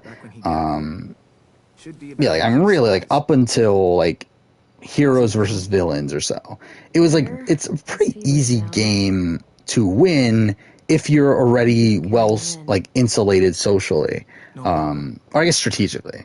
While Big Brother, it's like a game where you have to be good with literally everyone in order to truly be safe for most of the game. And obviously, like, recently it's been like, okay, being good with all the comp beasts is good enough because usually they're gonna win the comps, obviously. And like, that's the optimal strategy in the modern day. But yeah, it's like, I think Big Brother in general is a much harder game in general, where, again, like, there's so many more opportunities for you to be in danger than Survivor. Everyone else is okay with us staying. Fuck off, Bryce won. It's fine. Well, he gets better. I think this entire season's invalid at this point. If Bryce won. Hey, kiddo. Is Omer going to be the first male Canadian winner? I mean, obviously he could be. I think no matter what, like, both Omer and Marianne are Canadian, right? So this season's definitely getting our Canadian winner. I missed you. Are we friends again? We'll see who it ends up being. But I'm pretty confident it's 1-2 at this point. It's kind of funny, like, I don't know if I should bother rewriting some of my review or not, because, like, the first half of the review is, like, a lot of it is talking about Mike, like, all the pros in Mike's edit. Because, like, I started off writing the review thinking it was Marianne or Mike, but then, like, what was it, like, the last couple episodes, I switched to, like, Omer and Mike, or Omer and Marianne. But it's like, it's kind of weird how, like, the first half of the script, like, does include, like, a lot of, like, talking about the good points in Mike's edit. I'll probably still keep it anyway, but like it is funny how like that's gonna be a bit disjointed by the end of it. Then we'll sleep. It's been a long day. Yeah, we talked about that earlier in stream about Herman You didn't sleep last night. saying what would happen in a Josh Betty final 2, which again, yeah, I think Betty more than likely wins Canada's vote, though I do think there could potentially be this element of Hey, this one's Kevin potentially flipping Helena, but yeah. either way, it does seem like Betty more than likely wins that scenario.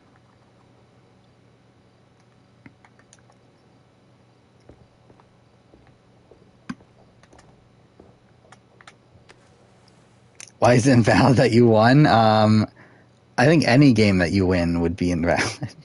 Yeah, obviously, I'm joking. Like, this is all a joke, but yeah. The Canadian players on Survivor so far are not that bad of players. Yeah, I mean, it's been a pretty good track record, right? You have what? Drea, Marianne Omer. You have Shan. And Erica, right? And then you have Tom Laidlaw for some reason. For Final 2, Final 3, Final 2. I think Final 2, like, to me, that is like what Survivor should be. Like this, like that is the end of the game essentially. Like at Final 2, there's no more voting out people. You can't vote out people. Like it has to go to a jury vote. I feel like with the Final 3, it obviously minimized that. I think with Final 3s, you're less likely to get underwhelming outcomes. Even though there is like the talk about, okay, now they're just getting rid of the big threats at Final 4 and like that sort of thing. And like with fire making, now it's like Final 5 or like all this stuff. It's like, yeah, that's an element of it. And like that the big threats are going to be targeted earlier. But also it still maximizes the chance that a more likely, like a person that you like is going to win the game. Because, like, I mean, Final 2 scenarios, again, when you can get it down to, like, the two people who would not win against literally anybody else, and that usually ends up being an underwhelming outcome. While with Final 3s, it's less likely that's going to happen. Usually there's going to be at least one good player that squeaks on by, and especially now with the fire-making challenge and, like, all that stuff. Like, I get why they're doing what they're doing. Like, obviously there are, like, there are these like downfalls of like big threats being targeted earlier, but I get why they're doing what they're doing. What am I doing here, though? Like, I love what I'm talking about. What am I supposed to interact with? Whatever. Pretty cool. Can you give your winning speech? Why not? I mean, who cares? Hate the current Final 4. And yeah, I hate the forced fire making. They're not going to change it, though, which is disappointing. But, yeah, I mean, it sucks. It's so weird. Like, this entire... Like, I didn't even realize that until I was listening to RJP. That, yeah, there's almost no, like, genuine rounds anymore in Survivor. Like, in the current format, like, after the merge... Like, you have Final 12, where we have the Hourglass. Final 11 is a genuine round. Again, no major twist. Final 9 and Final 10, which are usually two pretty important rounds, are now getting skipped over from the Split Tribal. Final 8 is a genuine round. But then Final 7 has Do or Die. And you have, Final 6 and then 5. Those are genuine, right? But then again, that 6 and 5, you usually have a lot of the advantages being played. And then you have the Final 4, which is forced fire making. So it's like, I think this format is just really fucked. And hopefully they change it. But I think they like it that way, which is disappointing. But whatever. And if it tries, bang. Yeah, Bryce won and I was the first boot. Obviously, that's exactly how I wanted the season to go. When's the finale? Yeah, it's in 2 weeks. 2 weeks from today. Next week is Final 6, and then the finale will be Final 5, Final 4, Final Tribal. It's the exact same as 42. So yeah, the finale's on the 25th, which is also the same day of the finale of The Circle, which is lovely. Also, it's a day that I'm going to be busy in the morning, so that's also going to be lovely. So I'll have to watch The Circle, BBAU, and one other show, and The Challenge, and also Survivor. All like probably after like 4 o'clock. So we'll see if that happens. Yeah, it's gonna be a fuck day.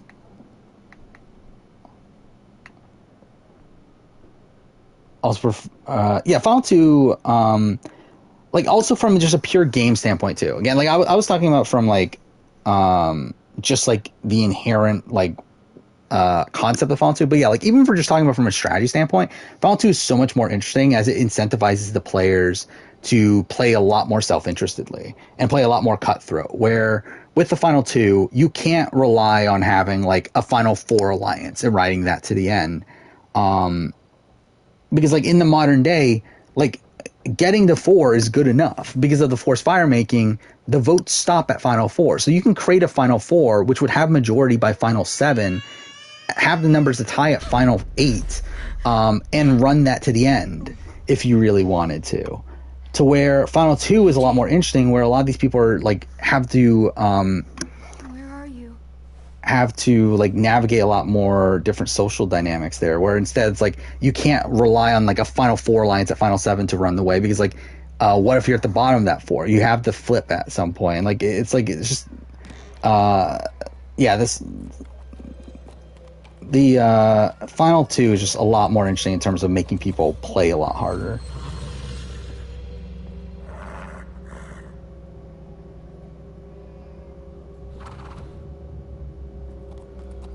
Hey, say the part I hate the most about the Hourglass that no one brings up is why take half the potential boots off the board. I will say I don't actually hate that as much.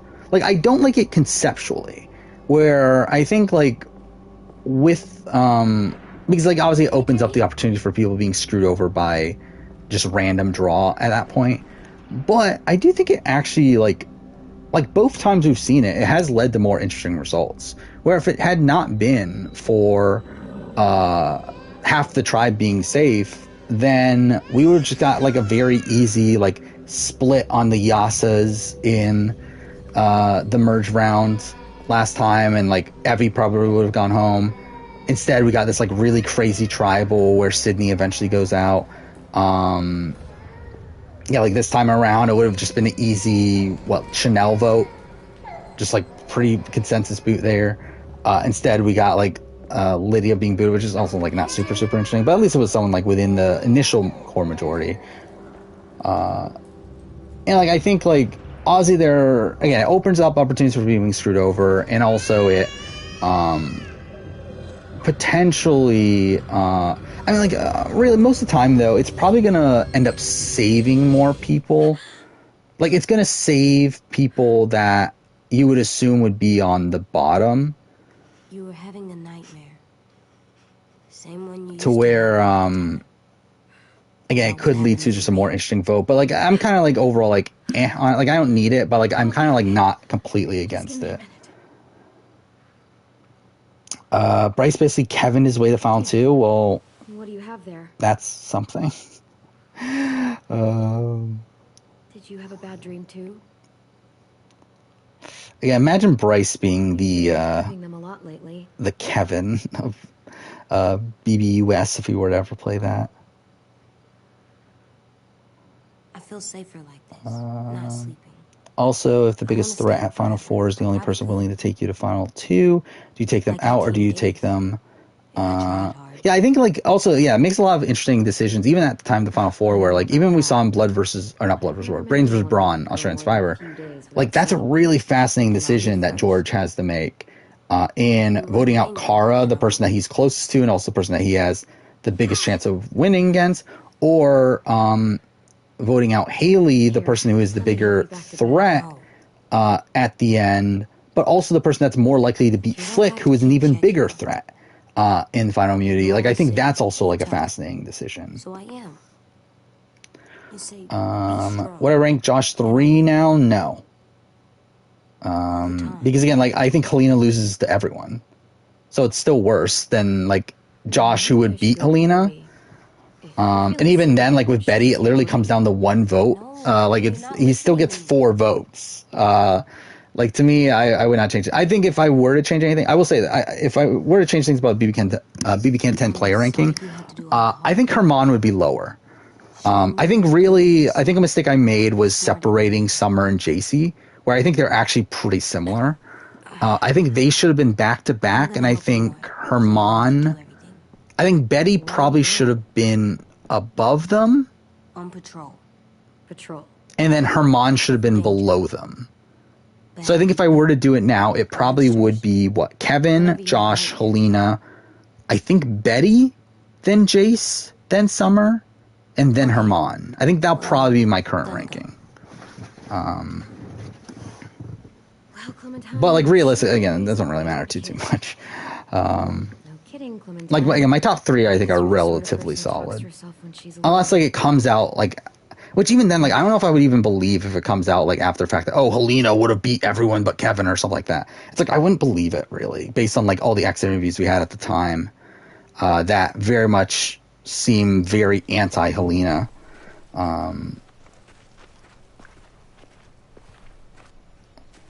Like it'll kind of be like a Chrissy situation of HHH, where like now if you ask people, they say, "Oh, Chrissy would have won," or I would have. Like Joe Mena says that he would have voted for Chrissy now, where like at the time he said that he was never voting for Chrissy. I feel like there's a lot of revisionist history in terms of where certain people would have voted. Would put Gino a spot or 2 higher. I just feel like Gino's such a like bad strategic player to where I can't. I initially had him higher. I initially had him at like 6, I think. Like he was above, or was he above or below Herman? I don't remember. I think he was always below Herman, but I think he was around there. But like I thought about it more, I was like, no, I can't do it. It's like he was supposed to be booted in the fucking chain of safety. Like he should have even made it through that round, let alone like get to the end game, like get to the final 8 in a position where he could have won out or whatever. Which is like the biggest pro for him is the fact that he gets, like, had he survived that round, he would have been close to winning out and would have had Jace, someone that would have also taken him deep into the game. But it's like he shouldn't have even gotten there to begin with. Like he should have been booted back at chain of safety, and also was making bad moves even before that. So it's like, yeah, like I don't know. I'm not very high on Gino. Do I think the Korong Super Idol twists should become a common thing? I don't think it should be, but I wouldn't be opposed to seeing it again. Like, obviously, we saw them try to do it in Australian Survivor Blood vs. Water, but it didn't really amount to anything because David played his idol right away. But, like, I wouldn't mind something like that, where, like, we get, like, what we had with the Amulet this season, but it's a Super Idol instead. I think something like that I wouldn't mind. I don't think you can do it to where like every idol is a super idol. I feel like that might get a bit too OP, but I think if we like have it to where like again like opening challenge, these 2 random people get an idol, but if they come together it becomes a super idol. I'm not that opposed to that. Though I'm too fair though. I don't love just handing out idols. Like, I want them to work for it more, but, no, whatever. Where's Daniel ranked right now?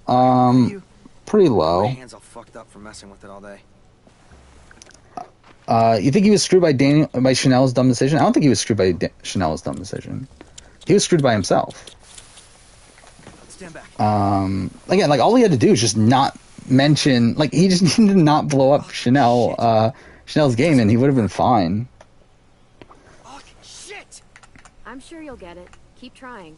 It's not like I got all the time in the world to play scientist. And also, it's like, I still don't get that. Like, why the fuck did they even side with Mike and Jenny at that point?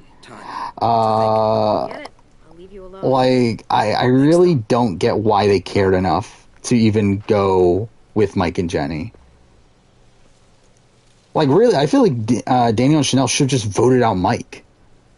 Like, just convince High and Lydia to vote out Mike. It would have been so fucking simple, and you would have retained control of the tribe.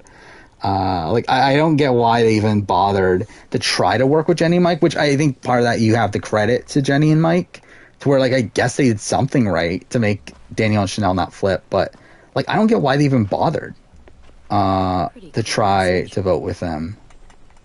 at that point, at the point where they knew Chanel didn't have a vote and they knew the chance of it going to a tiebreaker. Am I pro or anti-abortion? I'm not so pro. Is anyone pro-abortion? I think it's more so like pro-choice. I don't think anyone's saying that, oh yeah, I love abortion, but I mean, I'm pro-choice in terms of, I don't care if you get an abortion or not, personally. Burn anything or steal anybody. We'll stop it. You sound like Marlon. I mean, not about fighting, but when he was trying to cheer us all up. But yeah. For years, I sat around making stupid jokes, playing stupid games. How long is this episode? How is it not done yet? All the tough calls, all the sleepless nights, and eventually. By the way, the BB Can 10 player ranking is performing pretty well for what it is. I do love that I lost a subscriber from it, though. I'm actually negative a subscriber from the video coming out, so that's something. But so it's performing like really just in general. BB Can 10 has performed better than Australian Survivor, which is kind of funny, considering that's normally not the case. But I think, like, obviously, like, I think part of that's due to the fact that Blood vs. Water was obviously so hated, and then BB Can 10 was so loved that I think it, like, propelled BB Can 10 videos, but then, like, knocked Blood vs. Water videos. Here, you take it. Are you sure? I mean, it's Marlon's. Dang, I don't remember how Brains vs. Brawn videos perform, but, like, All-Star videos perform really well. Like, Australian Survivor All-Star videos. Try it. But, like, BB Can, like, 7, 8, 9, like, never performed that well. And to be fair, this is, like, not that much more than BB Can 9, but it definitely is more. And just so you know, I'm totally laughing out loud when you miss.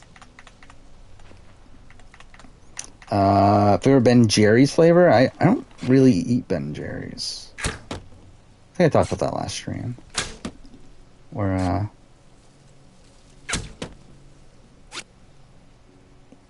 yeah, I'm not like a massive ice cream person. To where, like, I mean, there's some points where, like, I buy ice cream if it's on sale and stuff, but, like, I'm not like a die-hard ice cream person. Like, I prefer, like, Italian ice over ice cream. Sounds good. And Clem, thank you for all of it. I'm probably not going to watch that video. Have I seen some of my haters on Twitter? I've seen one in particular. Mainly because, like, I blocked all mentions. I don't know if block's the right term, but, like, turned off all notifications for mentions, I think. It's more so what I should say. So, like, I don't really see when people mention my Twitter. But, there's one, Twitter account that follows Gamer, and because they follow, or Gamer follows them, I mean, and because Gamer follows them, it gets, those tweets come to me, and yeah, like, they're anti-me, which is, like, kind of funny, but also, it's like, whatever, I mean, like, it is what it is. Place looks ready for a war. Was the reality show like The Challenge? Or maybe Amazing Race, one of the two.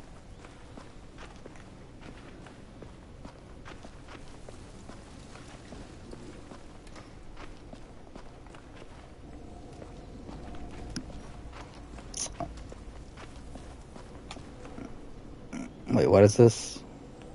I love how I'm willing to, like, open up anything outside of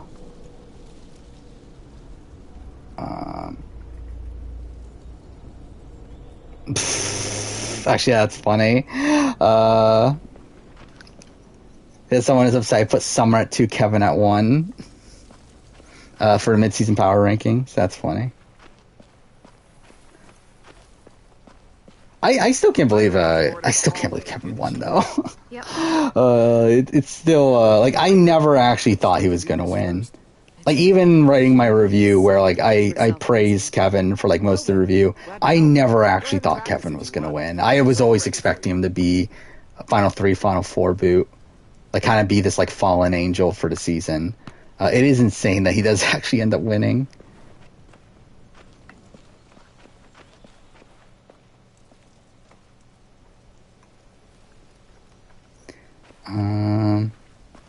Yeah, I thought the Bran Steele thing was a fun thing. I mean, like, I couldn't follow it by the end of it too closely, but, like, yeah, it was definitely a fun thing. Like, by the end of it, like, I was just, like, just seeing random messages and stuff, and then, like, at the end, just seeing that Bryce won. Oh, wait, am I supposed to actually shoot this? Okay, I'm an idiot there. Yeah, it was still a fun thing. Who's gamer? It's the person that spoils the challenge.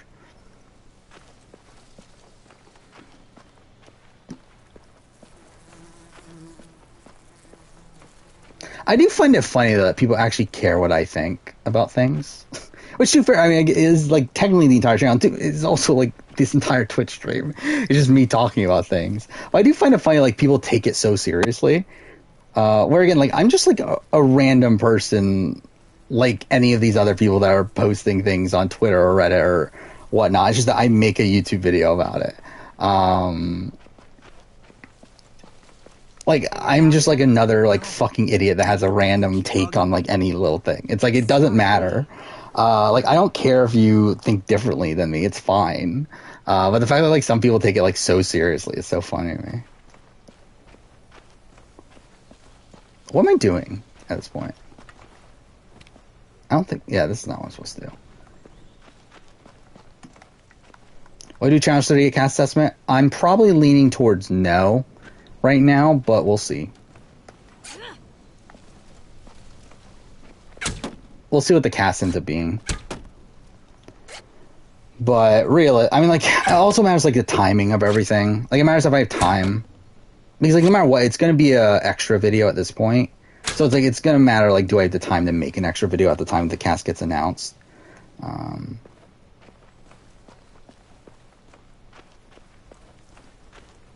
Like, if it ends up coming out... Again, like, I'm going to be on vacation in 2 weeks. Like, right after Survivor ends. For a little bit over a week, technically. So it's like, if it comes out within that time frame, then yeah. I mean, like, I could probably make one. If it's like if it were to come out right now, I would not have the fucking time. I like do not have the time right now. Yeah,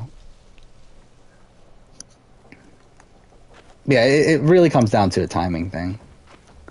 Or redo Spies, Lies, and Allies, and then like add in random returnees. Like, if this was Spies, Lies, and Allies, I would not do it. Like, if this is the cast from Spies, Lies, and Allies, I don't think I would do it.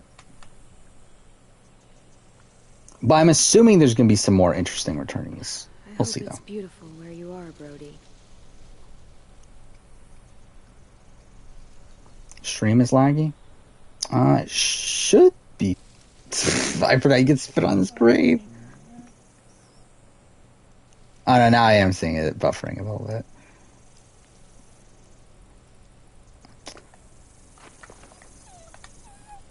What are you doing down there, Rosie? If all the usual viewers were to put one season of BB... or were put on one season of BB, who'd actually win, in my opinion? I just think it's so tough to gauge based on, like, what I'm seeing from chat. Because I feel like you just need to know people in their personality and, like, how they interact with people to truly gauge how they would do in something like this. Oh, we got a raid from Tyrone TG3. Thank you for the raid. Again, we are playing Walking Dead Telltale for some reason. Final season. Mostly I am talking about reality television, because that's typically what I do here. But also, I have no clue what the fuck I'm doing right now. But, whatever.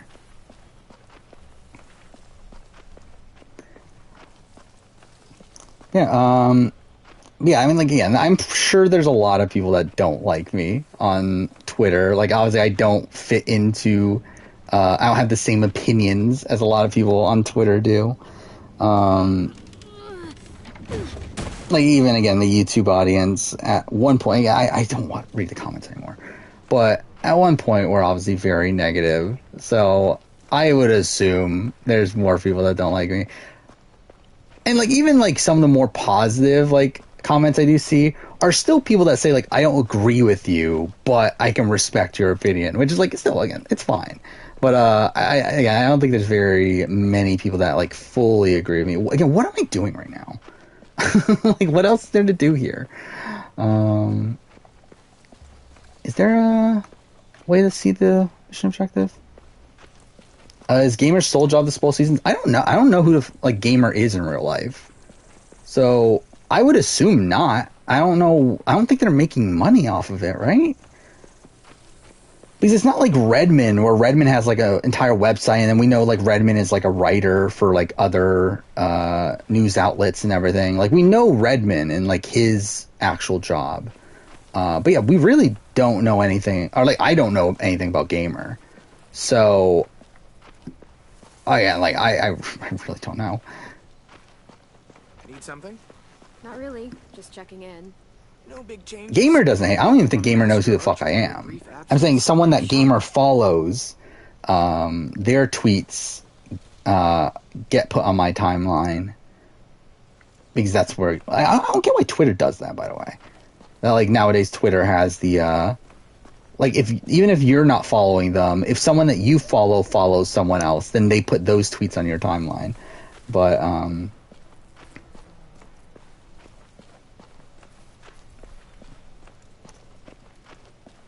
is this where I'm going? No.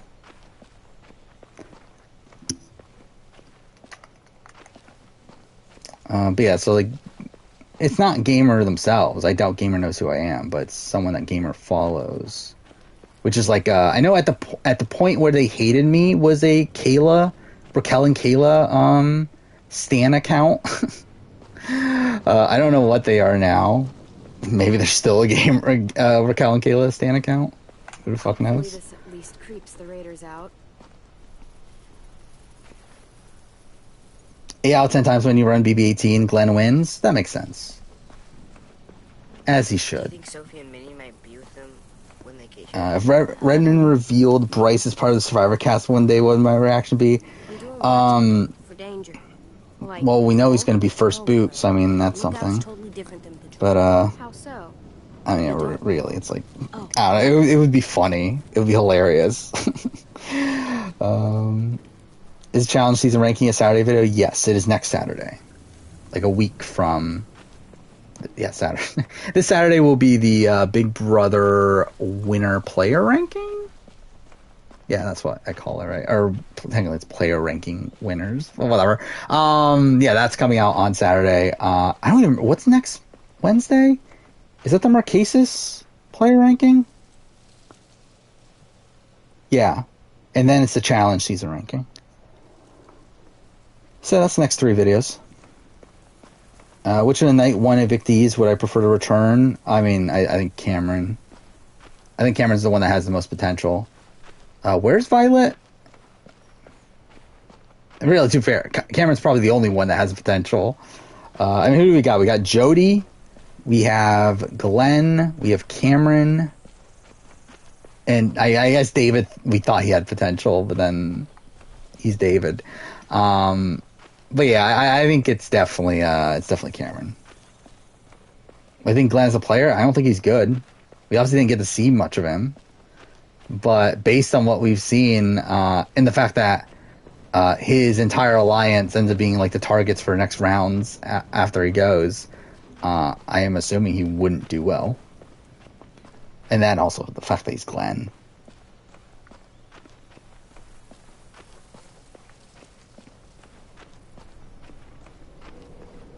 Dan Foley won in dominant fashion. Again, that makes sense too. Dan Foley's obviously the best of the GOAT style players, I guess. Mike likes your DM on Instagram. Oh, that's cool. Yeah, I do like, again, like, as much as I don't... Oh, there's fucking Violet. I'm a fucking idiot. As much as I think Mike's edit has gone completely downhill, and I think Mike is, like, a pretty emotional player. I do like Mike. Like, I think he is an interesting character on this show. To be honest, he's probably one of the more interesting characters. boring and your idea is stupid. Oh, I'm being stupid? You're the one who can't think straight. If you could hear yourself. Guys, what Best modern player or favorite modern player? Sim won't listen to anything I say. What are we considering like modern Survivor? I'm assuming, and like modern as in. Like, are we talking about, like, the last 2 seasons, or are we talking about, like, going back to, like, maybe, like, an HHH or so? I don't know who my favorite is. Again, like, at this point, like, I don't really have that, like, close attachment to players. Swinging log sounds like it. Where, I mean, like, it's more so, like, I appreciate their gameplay more so than, like, actually, like, have favorites, necessarily. Manages to hit anyone at all. I don't know why I'm surprised, though. You know, I can't remember the last time Willie did anything useful for this school. You could barely handle guard. I'm trying to, like, maybe, like... I mean, like, Dominic would definitely be up there. Where, like, I kind of respect him on, like, both angles from, like, a character standpoint and also a game standpoint. We'll all kill each other before the Raiders even obviously, like, we're not including Winners at War, right? Because obviously it's Tony, but... I actually, like, I mean, like, I have a lot of respect for Nick Wilson over David vs. Goliath. Oh, Davey, I like Davey as well. You get more annoying every day. Regardless.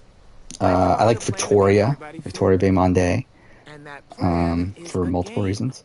Come on, we gotta play. Okay, I'm coming. Yeah, I feel like those are probably the answers. I don't know if I like that. Like, did I like anyone in IOI? Like, I like the cast as a whole minus Dan, but, like, I don't know if I like any individual person there. Shut up, dude. That much. You've got a crush on Ruby? What are we playing? Truth or dare? You don't use cards in Philip got Fallinger and would have won. Well, I mean, that's obviously a travesty. Dan won against Tia and Randy. I think in a real life scenario, Tia would definitely win that, right? I mean, obviously, depending on the game played, but still, I feel like just naturally, I feel like Jatia would probably win that final 3. Marry, fuck, kill. Bye. Fine. Brad Reese got swap screwed. Kill. Ruby. Oh, he was the Marcus of... James. Oh my god. Oh, yeah, I like Jamal. I like Jamal a lot. I think I like Jamal more so out of the game, though, than I liked him in the game. Well, I like Jamal as, like, a podcast guest and, like, that sort of thing, more so than liking Jamal, like, as a player, necessarily. Like, he was fine. But... I would, flip. Like, I mean, I don't think he was the greatest player, but, like, I thought he was, like, an interesting character. James. That's Yeah, I think his out-of-game stuff makes me like Jamal a lot more. Didn't you say he wore skin? Natalie Cole's really fun. Definitely a really fun character there. You know what? Are there any other women from EOE who made finale that want? Oh, okay. No, I think that's it. Just let's Victoria Baymonde. Maybe Julie. I'll mention Julie. No, I didn't mean it like that. This is great. Yeah, just Victoria. We're bonding. It's a nice break from thinking about Sucks Survivor 50 is falling on the 26th anniversary around 25th. Yeah, I mean, it's obviously kind of annoying, but yeah, it had to happen. I win. And poor Sim loses. Yeah, it's going to be in 2026, isn't it? That's going to be weird. Do your worst. Actually, is it 2026? Yeah, it is 2026, right? Yeah. So that's still 4 years off? Are we really 4? Yeah, we are. Wow. Okay, that's still a ways away. You have to kiss a walker. What? No way. Gotta play by the rules, my dude. Do I think Sabrina actually could do well in the return? I think she could do well in the return. I don't think Sabrina is likely to return at this point, though, considering it's been a while, and then also, from what I understand, she doesn't really want her to come back anymore. Oh my god. But I think she definitely could do well on the return. I think she probably plays debatably the second best game on One World. That was amazing. Second or third, depending on where you would have Chelsea. But I mean, Sabrina's someone that would... Actually, would she win against Chelsea? Because to be honest, like, most of Kim... Like, if it was a final 2, like, most of Kim votes probably do go towards Chelsea, but... Still, Sabrina Dew is definitely someone that still had respect, though. I got it. Do you think Ken would be great on return? Probably not.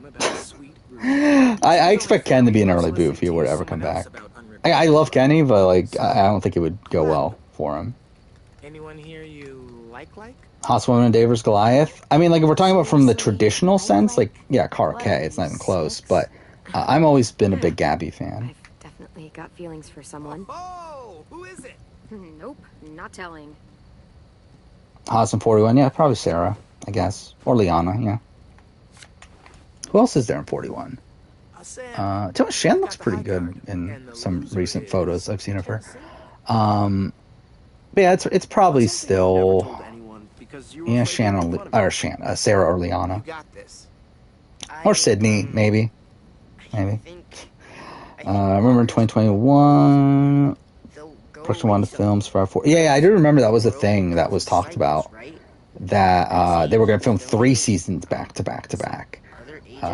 And that one would air like end of or was it end or beginning of 2020 or end of 2022 or beginning of 2021, but either way it would have been no it was that's what it was going to film in the beginning of 2021, but then it was going to air into summer, right? That's what it was. Is that 41 was going to air into summer, 42 fall, 43 now. It was perfect. You sounded really smart. Yeah, obviously that didn't happen. What's wrong, AJ? Don't know if Kat wants to return. Which Kat we're talking about? Kat from One World? We don't know for sure. I don't think she's ever said recently. I would assume she would say yes, though. But who knows where she is in her life. Go for Angelina. I think Angelina's probably my number 2 from Davers Goliath. Probably go Abby, Angelina, Cara, probably. For me personally. And Sydney for 41 again? Yeah, I would probably go... It's even fair. I would probably go Sydney 1. Can I come? Of course you can, little guy. And like Sarah, Liana, Shan, probably all kind of close after that. Chelsea made a second appearance on Kim's HGTV show. How close are they? I didn't see, like I knew they were close, but I'm surprised she's like close enough to where she's like appearing on her show. That log? Yeah, it's pretty heavy. Let's go build the deadliest. Kenny and Crystal had an AMA on YouTube. That's something. Sorry I punched you. It's okay. Or Jeff has a house in Fiji. No, I assume not. I mean, like obviously they have like Ponderosa and everything, and they have like a production camp and everything. Sure, if you want. You could always help me instead. But I don't think he like actually owns a house in Fiji. I think if anything, he like rents one, like an Airbnb sort of situation. But I need a second person. Yeah, really, I think he just stays with production. We'll go for Violet. Why not?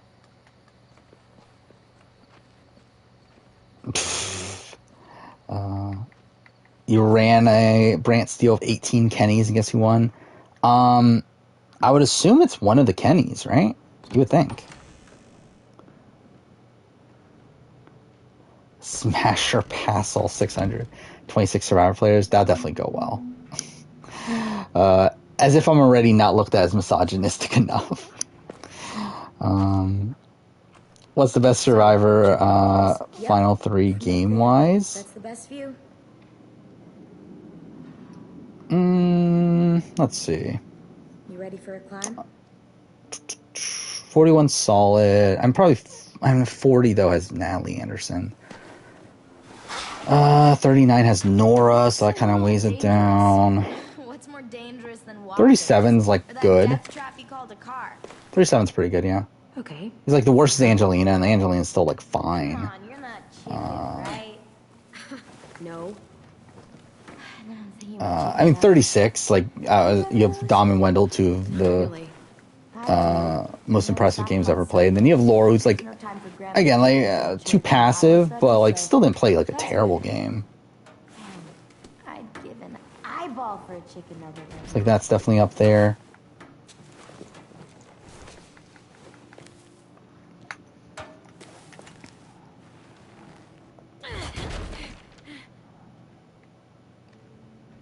Kenny has 2 more viewers than me. Well, that's a shame. Again, like I generally like Kenny doesn't have more views than me? You would think, again, Kenny, like, who not even just, like, from Survivor, like, is, like, an actual pro gamer. It's like, how does he not have more views than me? It's like, again, like, I'm literally just, like, some loser that's, like, talking about Survivor on a stream. It's like I'm just, like, a random fucking guy. It's like, how is Kenny, like, this guy who's, like, #1 in Smash and everything? Like, how does he not have more viewers than I do? Like, that's still weird to me. Or, like, way more viewers than I do. On 41 be filmed in the swamps of Georgia. I think it would have been weird. I don't know if I would have liked. I know a lot of people said that okay, Survivor should be in the U.S. I still feel like it would have been weird.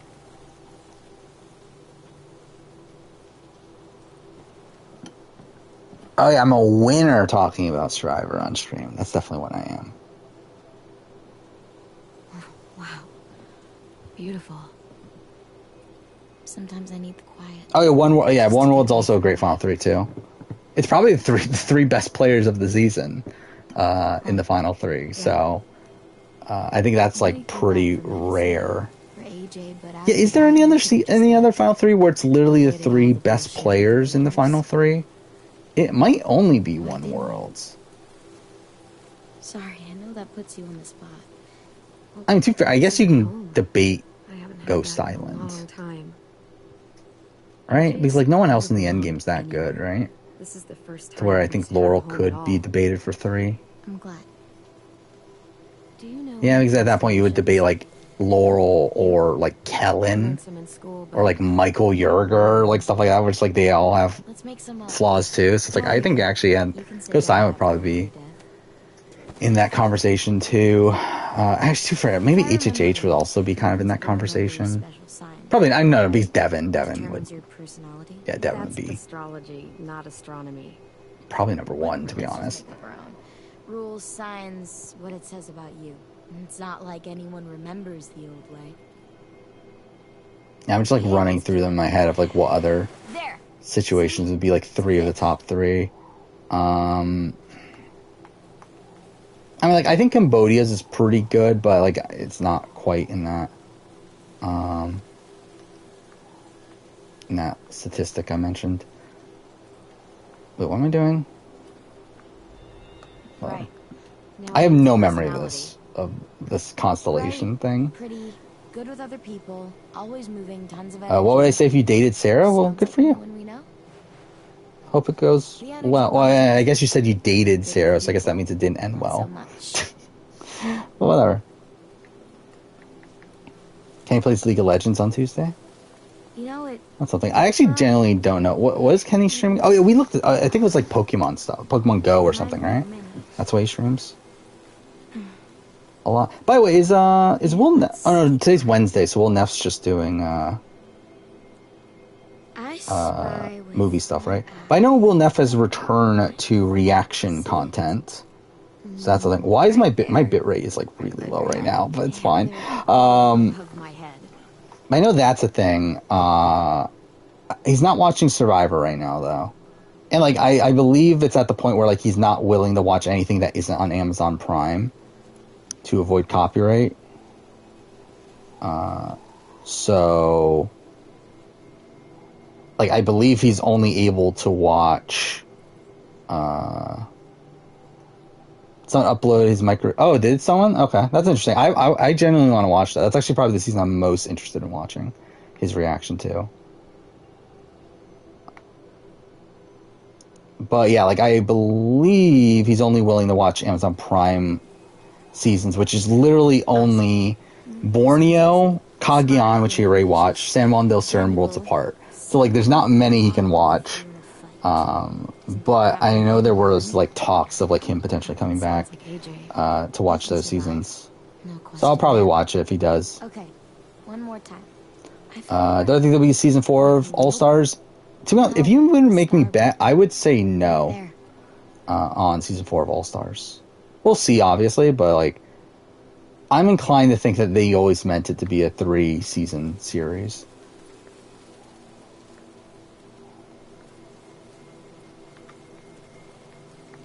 Well, yeah. Micronesia would be an answer if it ended up being a Final 3, but it didn't.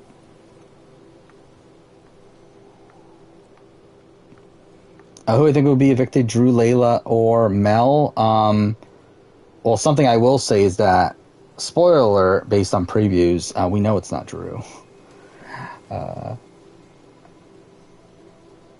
Because Tully's not in the house yet. We also know Sam doesn't go. Well, I mean, I guess it wouldn't be Sam anyway, but she's not nominated. And I guess we would know it's not Tim that's booed by that point either. By the way, the previews have been really terrible for BAU, where they spoiled so much in the previews.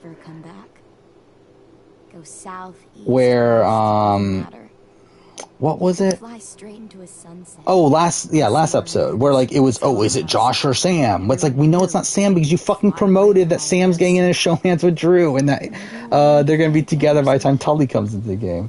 So that was dumb. That was ridiculous. Like, I don't know why the fuck they did that. This is the Will Neff reaction. Oh, that's cool. When was this uploaded? This was uploaded a few weeks ago. Interesting. They never come back, but you did. And fuck, when am I gonna have time to watch this though? Because it's literally just rewatching all of Micronesia. But I don't know. I would like to watch at some point. Was a slant ranking of every season? Samoa's at the bottom. That sounds much dumber when I say it out loud. You know what I mean. We have Samoa as the worst season ever. What is this list anyway? Is it just like a one person, or is this anyway? Edge of Extinction 40, IOI 39. I guess that makes sense. Redemption Island 38, and I don't agree with it, but fine. Game Changers, Thailand, Ghost Island. Ready?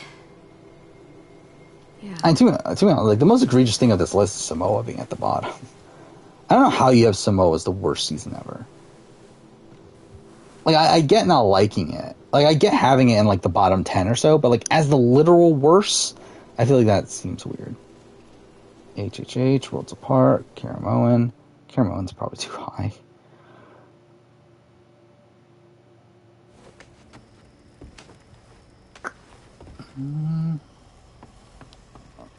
And to be honest, like, this list isn't that, like, it started off pretty bad, but, like, it's actually not that bad by you get towards the top. Like, by the time like, at the top, it's, like, it's pretty much near consensus.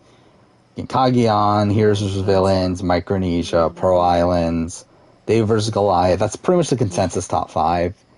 Then, like, Tocantins, Borneo, Winners at War. It makes sense. Blood vs. Water. I'm surprised Ko Wrong's is high on this list, because I feel like Ko Wrong's a season that, like, the super fan community likes, but I don't think, like, any random person would like. Oh yeah, do I think there'll be season 2 of Challenge CBS? Probably. From what I understand, the production of Challenge CBS was not great. You know how to control that. To where maybe that could play a factor. To where, yeah, like, they would not want a like, they won't, like, some certain, like, CBS people wouldn't want to come back, and they can't get the people that they want, and then also maybe they just didn't like their experience producing season in general, just not want it to happen. So I was like, I don't know. I'd be inclined to say yes, though. Soon be Layla. Oh yeah, between Layla and Mel, I think it, like, I don't know. I think it might be Mel. Like, if you were to make me actually, like, guess, I would say Mel right now. Best 2 out of 3, sucker. And no take backs. But I wouldn't be that surprised if it's Layla. Sucker. Oh yeah, the fucking preview. And that was, like, it said, tune in tomorrow for Drew and Sam's first kiss. That was literally the preview yesterday also. Where it said, watch for their first kiss. Like, who fucking cares? Like, who cares about Drew and Sam and their first kiss? Paper. Like, I find it really fucking weird how obsessed they are over Drew and Sam. 1, 2. Paper. Ties. Yeah, I know. I knew. 1. I'm pretty sure I know the order that Will Neff watched the seasons, right? I think it's Palau. Scissors. Actually, I forgot. Was it Palau? It was Palau, then Pearl Islands, right? Then China, or maybe it's those two are swapped. But either way, then Cook Islands. Yes. Okay, you win. And then, yeah, then Panama, right? Yes. And then I think you went to Micronesia.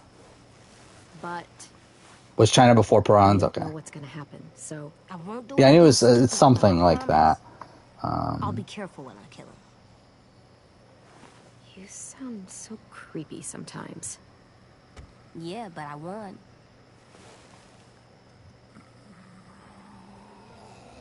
Yeah, so obviously he doesn't know who Yao is, he doesn't know who Eliza is, and he doesn't know who Amy is. Which, to be fair, I don't know if it's absolutely necessary. I think probably the Amy context is probably the most integral there. Where, like, I think Yao, you kind of get it. And then also the other one, Eliza, I think you kind of get it, of, like, who they are. I think Amy is probably the one that you probably need. Oh, you got to pull out a Panama one, too? That's cool.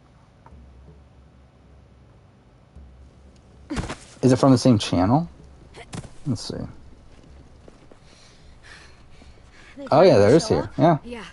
It looks short, though. Stay safe. I assume it's not done. Yeah, it's only the episode 7. They've got at least 4 more people all So it's not the entire season. Oh, he's literally uploading this now, though. This was, like, updated yesterday, according to this. So, focused on me. You give Willie and Mitch time to set up the bomb. yeah, I'm assuming that he's not quite, like, he's going to upload more. We fall back To the admin building. exactly right into our traps.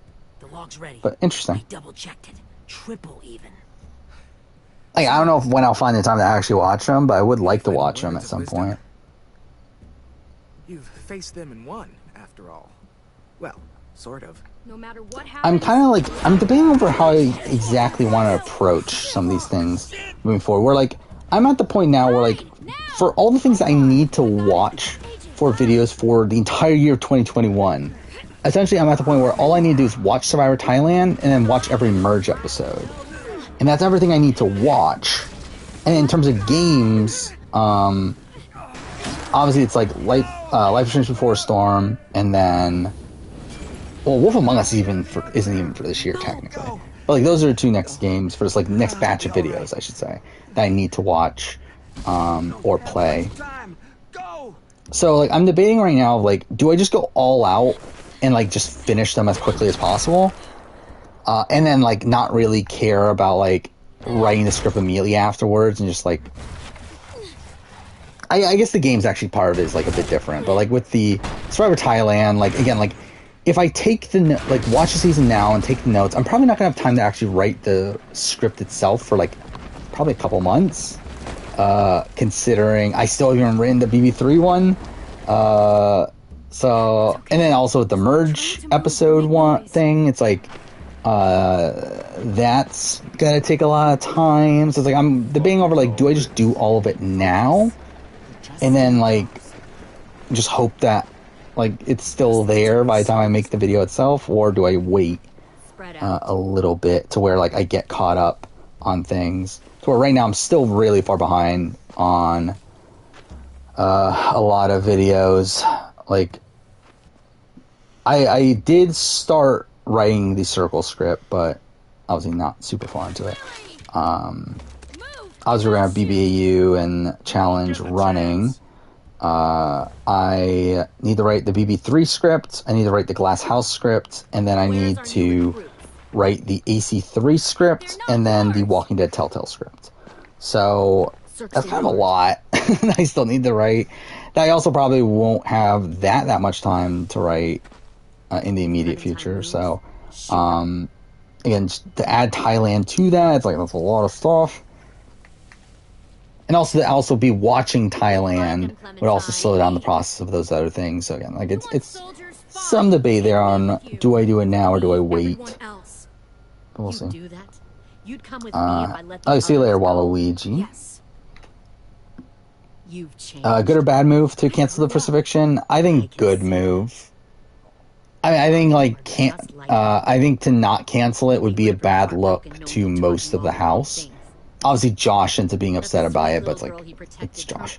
But yeah, I think for the most part, you kind of have to. I think it's just a bad look to not do it.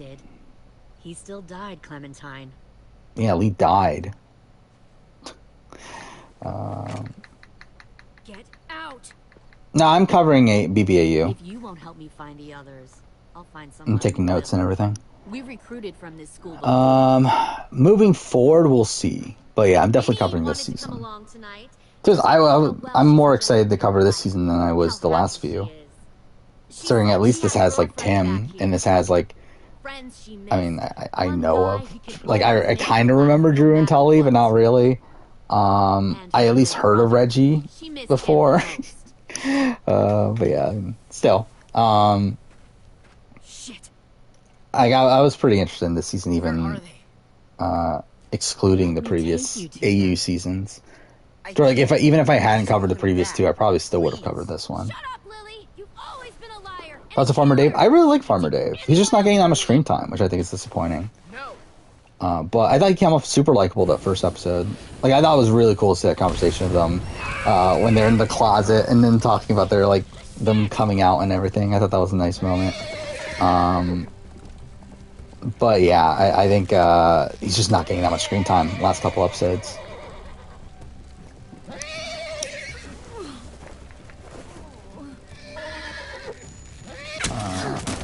Yeah, it will be interesting to see who wins this. Because it's like, okay, well that's cool. I feel like I had a better read on, like, who is potentially going to win with last season in particular. Actually, to be fair, I didn't have that good a read 2020, did I? I didn't think Chad was going to win. But at least there, like, I kind of had a sense that, okay, Daniel's definitely making it far and that sort of thing.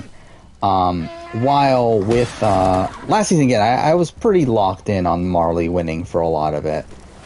This season, it's like, I don't know. Like, I really don't have a good grasp on it. Where I think Tim is getting, like, the Danny Hayes edit. And I expect Tim to make it far, but I'm not expecting him to win necessarily. Johnson's getting a really interesting edit, where Johnson's like clear, like Johnson, I believe Johnson and Tim are currently tied for most DRs. Or maybe Tim passed them this episode, I don't remember. But either way, they're both like the top two. And it's like, it's weird, like Johnson's getting like so much of the content for the newbies, where despite him not being like the perceived leader in terms of like Joel seems to be getting a lot of the credit there. Yeah, like he's not really like the edit is showing him as like the leader of that group. So I do wonder if like is that, I mean, like really is that a good or a bad thing? Like is he like the Katie of the season to where he's going to be like a mid-game boot, like kind of going to have this battle with Tim for a lot of the season? By the way, also like very predictable that Tim doesn't like Johnson. Like I think you could tell that was the thing that was going to happen. Considering Tim's been very anti-super fan in the past. Do I feel for Estelle? Not really when she was nominated. It's just like whatever. But I do like Estelle for the most part. It's fine.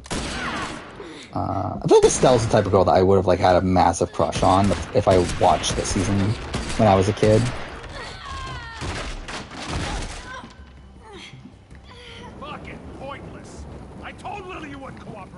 Do I see West winning final? I mean, I think like again, not being talking from like without spoilers involved. I think Wes, Jordan, who else you got? Darrell, Brad. Like I mean, I think those sort of people are like very likely to win. I mean, it seems like Wes is in pretty good shape for the season. So that's something. Didn't do the greatest of that second daily, though. Tim said on Facebook they told everyone about BB Can. By the way, also, I will say this. Why the fuck is Tim saying half the shit he's saying? Really, I mean, even a bigger indicator of Tim not being the greatest player in the world. But, like, he's, like, openly telling, like, Joel that he's against him and that sort of thing. It's like, what the fuck are you doing? And, like, him in this, like, in the nomination challenge, where he's, like, openly telling everyone that, you're gonna look at me like, can I step down? You guys are gonna look at me as a threat if I win this competition. Like, what the fuck are you doing? But again, that's Tim for you. Oh, god damn it. Oh, I got that, I guess. Yeah, I'm spoiled on All-Stars 3. I'm usually spoiled on challenge stuff because I don't care.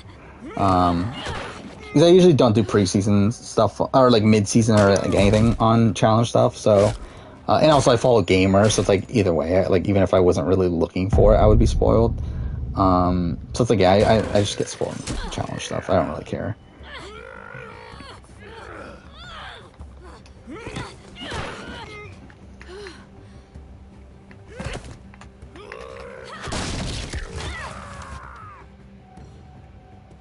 Did I fuck it up or not? I guess not, right? I wasn't even looking at the screen.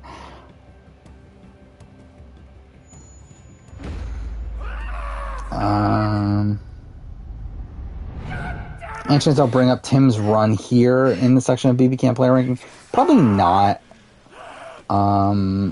Because it's like, really, I feel like you can get, like, my overall opinions on Tim as a player, I think you can get solely from his run on BB Cam 4. Then also, the BB Cam player ranking is obviously, like, I'm going to have to talk less about each player. To where, like, I'm not going to go, like, super in detail on, like, Tim's, like, overall, like, mention, like, move by move or, like, that sort of thing. It's like, I don't think there'll be, like, as much time to talk about, like, oh yeah, and also in AU, he, like, was shit at this and this and this. Like, it doesn't really matter. So I probably won't bother talking about his run in AU.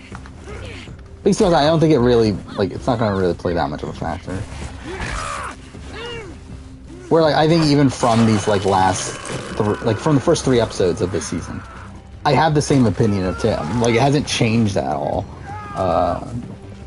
He's pretty much the same player.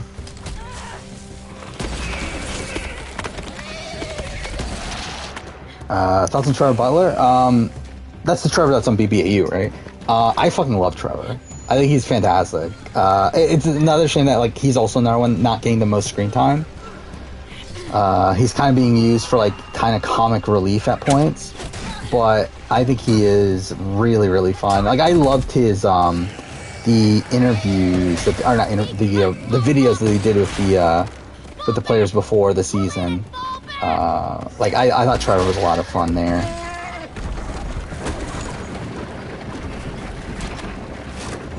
Like Reggie more than I thought I would. Yeah, I think Reggie's also one that I'm kind of surprised. Like, obviously she's like a likable personality, and I always expected that, but like I'm kind of surprised at like how like into the game she seems to be.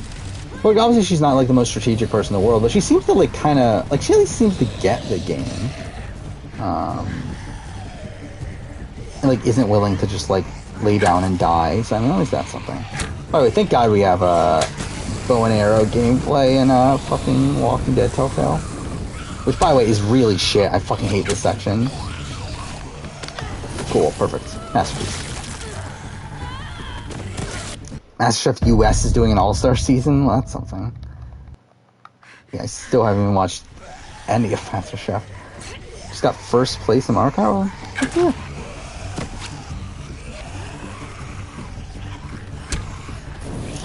What time am I doing the daytime stream? I haven't really thought about it. When is that? That's in what, like 2 weeks? So again, it'll be the Sunday after Survivor ends. Like, if I were to get, like, the thing is, like, technically I would rather do Saturday, but considering, like, videos come out on Saturday, I'd rather, like, not. Because, like, realistically, it's like, ideally I would do, like, a daytime stream on Saturday and then still stream Sunday. But I kind of don't want to, oh, well, that's cool. I didn't realize there was some behind me.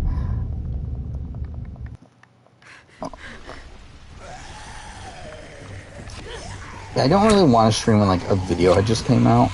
So, we'll probably just do Sunday. Like, when did I do it last time? I think I did it at, like, 1 p.m. I'm a fucking idiot. I'm just being an idiot.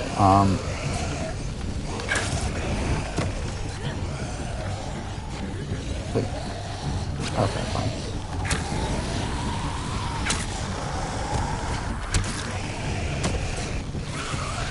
There we go. Got through it. Yeah, I haven't really properly thought about it though. Yeah, so it will be what the finale's on what the 25th. Actually, I can just bring up the calendar here. Let's pause this real quick.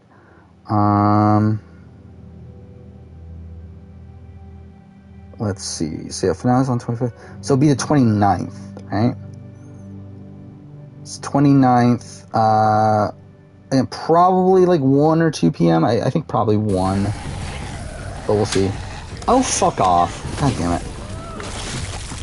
Yeah, we'll run through all of Wolf Among Us, I guess. Obviously talk about finale stuff for Survivor. Just talk about whatever. Yeah, 1 p.m. Eastern time. I should mention that, yeah. That's probably when I'll do. So yeah, it will probably be a longer stream. Obviously that's the point. I don't know exactly how long. Yeah, Wolf Among Us is like, I would say like probably like a 6-hour game. Now playing it on stream, who the fuck knows, considering everything takes me longer on stream. But I would say like around 6 to 7 hours, I would guess. Fuck off. What's the longest stream I've ever done? It was the last daytime stream. Oh, actually, it wasn't the last time. The first daytime stream I did. Which was, I think it was like the week, it was during my last proper vacation, which was the week after Survivor 41 premiered, I believe. Where I played through the entirety of The Last of Us 1 and then, played through the entirety of The Last of Us 1 and Left Behind, which was around 8 hours.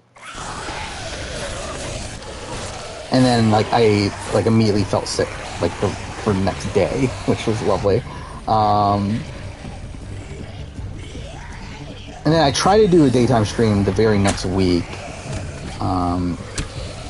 Because I had 2 weeks off then, which is, like, kind of insane to think about. Because, like, I don't know how the fuck I wasted 2 weeks there.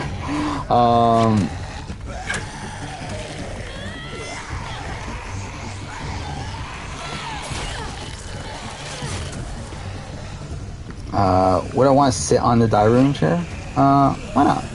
It's a big, I mean, like, we're talking BBAU, that's a pretty big one. And obviously because, like, they feel like, oh, fuck off. Obviously they usually, like, bring in a lot of people to sit on it. Yeah, why not? Being robbed of the hilarious Roxbury content Ponderosa? Probably. I mean, supposedly him and Tori got along in Ponderosa, though, so I don't know how much of it there really was. Oh, fuck off. I really missed that.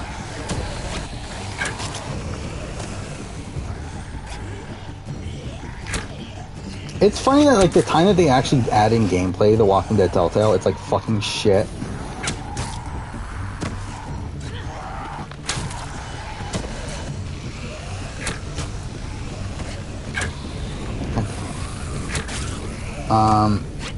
Yeah, so, like, that was, like, when I do the daytime stream, that will, I mean, not just probably, it will take over the Sunday stream for that day. That being said, though, I might, like, maybe we'll stream on, like, Monday or something, potentially. Just because, again, I have the week off, so it's, like, maybe. Because, like, it's, like, technically I want it to be an extra stream. I didn't plan on, like, taking over the normal Sunday stream. But if I am going to do it on Sunday, then, yeah, maybe I'll stream an extra day at some point across that week. We'll see. Yeah, definitely disappointed we're not getting Ponderosa here. Like, I believe, like, when 41 was filming, the COVID restrictions got a bit stricter, right? To where, like, I believe that is the thing of with the Ponderosa, where with 41, with the pre-jury, that 41, they were sent home right away, but they couldn't for 42, so they were all stuck at Ponderosa still or whatever. They took them. So that's Sim something. And Omar and God damn it. And then, yeah, supposedly they just didn't send back the Ponderosa crew to Fiji. We're going after them. Oh, I still don't remember how you're supposed to pronounce his name. Like, even just his first name. Is it Taras? Well, we've got someone who. But yeah, like, his full name? Like, fuck that. Let's look it up. By the way, I find, like, it's weird that he's getting no content, too. So he seems like a pretty big character. Like, he seems like someone that is playing the game. He seems like someone that is liked and everything. Yet he's, like, also getting, like, no screen time. Fuck me. Taras... I don't even know how you pronounce that. I'm not even gonna bother. Yeah, that's something.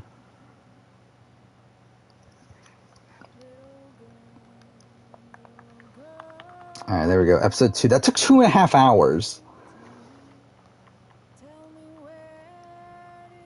Maybe we just won't finish episode 3.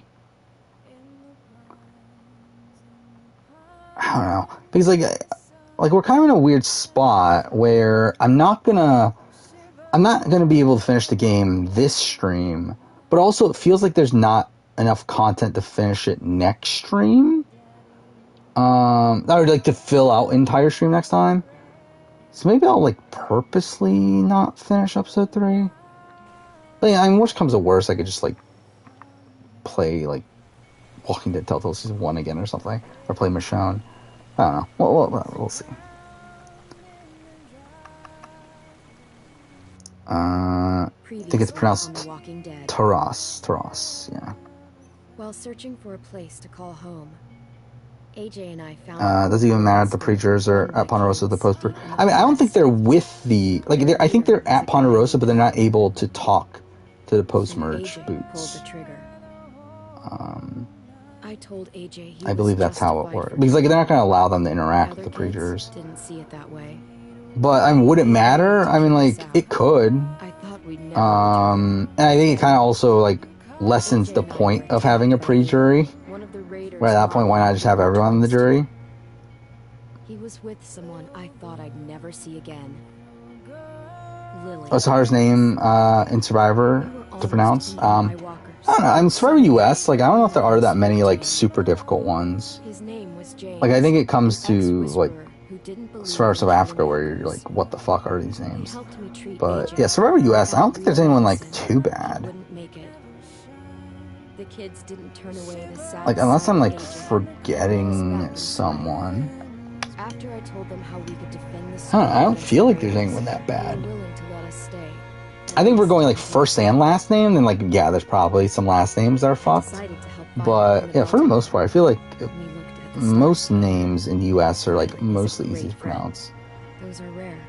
And obviously when I'm saying, like, their names are, like, fucked to pronounce, that's obviously for me, as, like, a really, like, ignorant American. Is that Mzi's name you were confused? Yeah. I still don't even know if I actually pronounced his name right. I think it's, like, Mzi, right? I fired and saved Violet. They got away with 3 of our friends. Is there, like, we had no idea where they'd gone. Try to look up how you're supposed to pronounce it.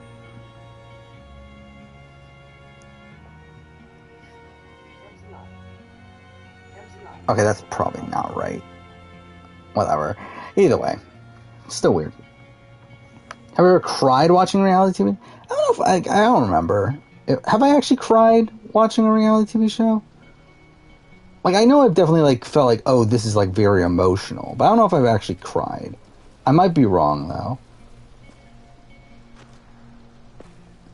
Did Ian know he was going to beat Dan? No. But I don't think he, like, knew he was going to lose either.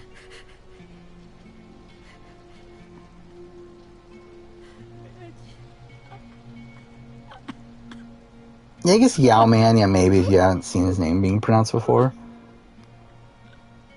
Yeah, it would be like Yaoman, Yoman, something like that.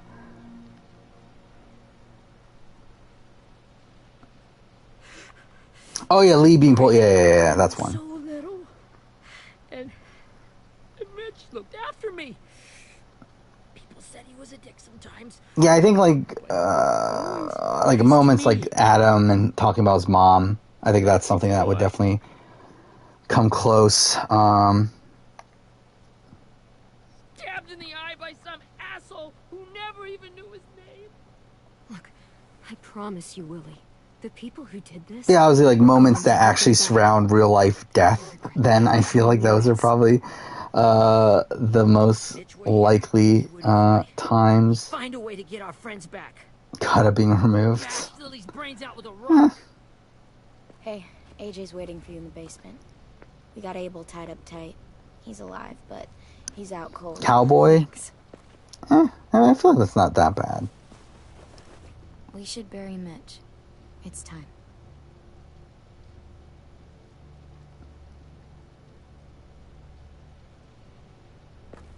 I'll help you carry. Get away from him! You're the reason he's dead! Willie! Well, it's true! Does Josh have the worst final 3 HOH? Probably not. Well, someone has to say it. It's what everyone's thinking. Actually, I don't know, maybe. I was thinking of, like, Wu taking Tony, but, like, that's Survivor. Omar and a sim. What was the worst final 3 HOH? Don't be afraid to, you know, hurt him a little. Maybe you'll get more out of him than we did. Yeah, like, Godfrey's is one that's, like, more clear-cut, where he wins. Because, like, Josh seems to, like, lose against both. Though he obviously would have had a much better chance against Betty. Yeah, like, Godfrey wins taking Ashley, loses against Sarah, he picks the wrong one. Like, obviously, US, you got, like, Cody, but I think there's a lot more nuance to that, to where, like, I don't really fault Cody too much for making that decision. Because, to be honest, I think I would make the same decision.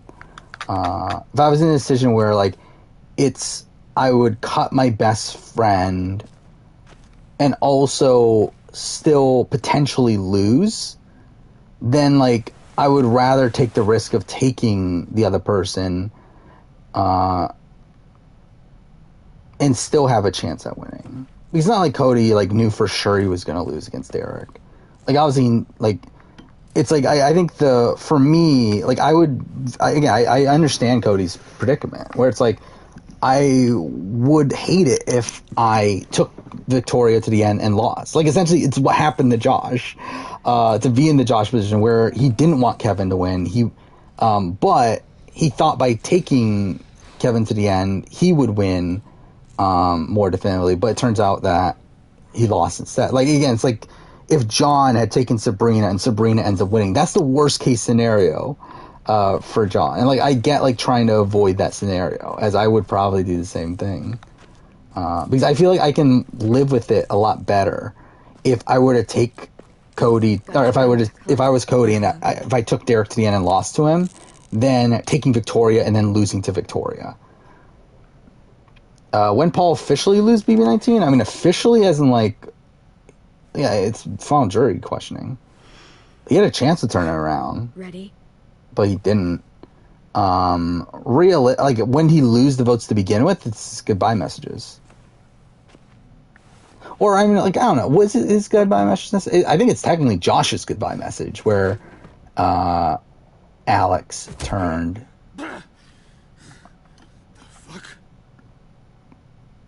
What one time, Survivor AU player would I like to see return the most? Probably Benji. Well, I mean, I guess I'm thinking pre-All-Star, or pre-All-Stars. I guess post-All-Stars. You would have, like, a girl I used to know. George, Haley. She also had me tied up. Prisoner, if you get my meaning. I'm trying to remember who from Blood vs. Water I even care enough to. Well, dude, Blood vs. Water has faded from my mind at this point. I love how, like, I had the Mark interview, the RJP interview with Mark, on my whatever. Like, I had it downloaded because, like, I was listening to it. I just deleted it the other day. It's like, I don't care enough anymore. I don't care enough to listen to Mark talk about his game. That's the only one I got. I did fully listen to the Sam interview, though. And don't call me Squirt. You're a squirt. You've never done this before. Yeah, I mean, like, to be fair to Godfrey, First thing you learn. I mean, like, I don't think there's much of a difference between Godfrey and Josh. Like, I think Josh had rightfully thought Betty could win the game. Don't make this harder than it needs to be, okay? Like, I think a lot of people are putting way too much fault into Josh for a decision he makes. She's gonna turn around where, again, like, he obviously had a misread on Kevin, but he had a correct read on Betty. Like, it's not like his read on Betty was, like, completely inaccurate. It's just that he completely, like, was misguided in his thoughts of Kevin. And also, I think something that is going to be forgotten about over time is how much Betty herself played into this decision. Like, I would actually argue it's probably way more Betty's fault for Josh's decision than it is Josh himself. Like, I think Betty herself actively plays the entire situation so poorly, where she is continuously telling him that Kevin cannot win if he gets to the end. And, like, there's points where, like, Josh brings up that, oh, you would beat me if I got to the end. And, like, Betty never actually denies it. Like, never tries to, like, downplay that. Like, she does at points say that, that she thinks Josh can win because, like, she generally does. But it's, like, there's never, like, actually a point where, like, she actually tries to, like fully deny that thought. No fucking way I'd let my people fight for you. And, like, again, it also shows Betty, like, Betty had just had a complete misread in the entire endgame. I mean, again, like, the Kevin thing comes from, it's both people in the final three are telling him that this is the thing that's going to happen. Like, Betty is telling him that Kevin is not going to win. Kevin is telling him that he's not going to win because they both genuinely believe it, too. Betty genuinely believes Kevin is not going to win if he gets to the end. Kevin genuinely believes that Josh is going to beat him if he gets to the end. Like, I don't think you can fault Josh too much for believing this when the other two people also believe this. Read it. What do you find Survivor music? Some people on YouTube have Survivor music. And cheweth the cud among the beasts. In terms of, like, officially released, I don't know if there is an official release for him. No, it's fucking Leviticus. I was hoping it'd be some timely, moralistic shit about turning the other cheek. Would nothing happen if everyone decided not to compete in Do or Die? I mean, yeah, I think they just move on. No one has immunity. Everyone's vulnerable. Smoke will clear my mind. Same thing with, like, if Jonathan had been the only one to compete, then I think he automatically gets immunity, and then no one does Do or Die.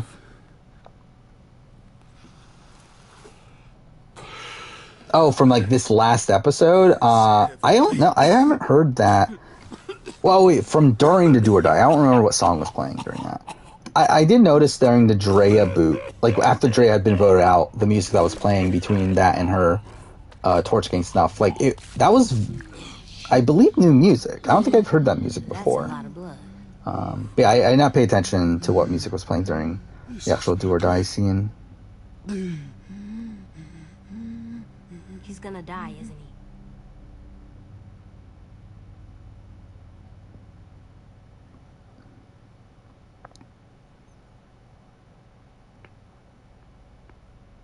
I think so, Squirt.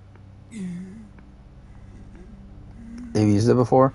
I mean, I'm assuming... Something must have burst inside of me. Let's see, Do or Die Survivor 42... Oh, fuck, I forgot I had my fucking stream still up, so I'm hearing that. Alright, let's see, what do we got here?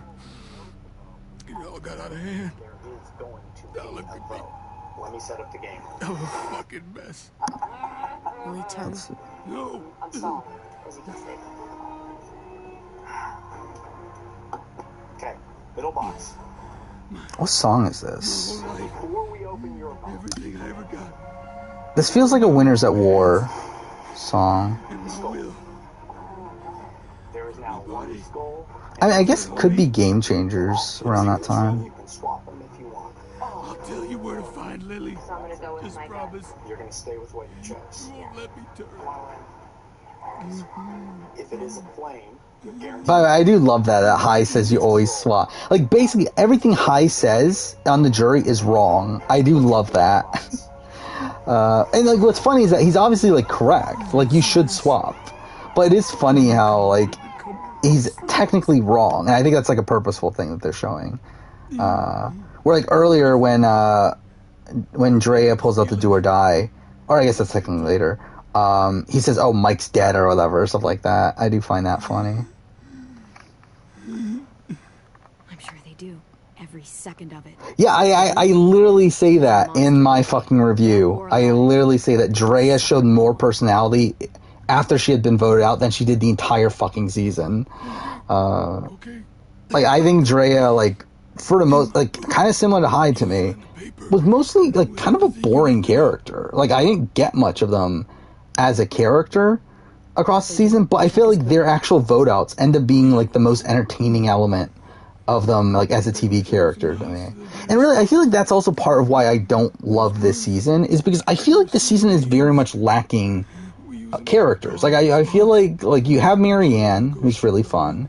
But even then, like, in recent times, like, she's being propelled as a better player, while, like, the actual character elements of, like, her actual characters, like, being left in, like, the pre-merge or post-merge is not really being as highlighted.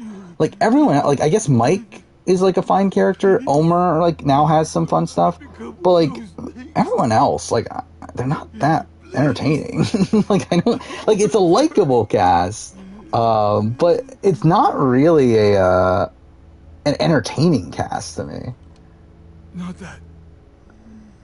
I wanna let me keep. Do I think Jonathan and Wanda were both early boots on Palau if they were picked for Tribes? Yes. That's why they weren't picked for Tribes. AJ, don't look away. Again, Jonathan was someone that was supposedly already on the outs because supposedly Kobe had, like, thrown him under the bus for some stuff. I forgot the exact story.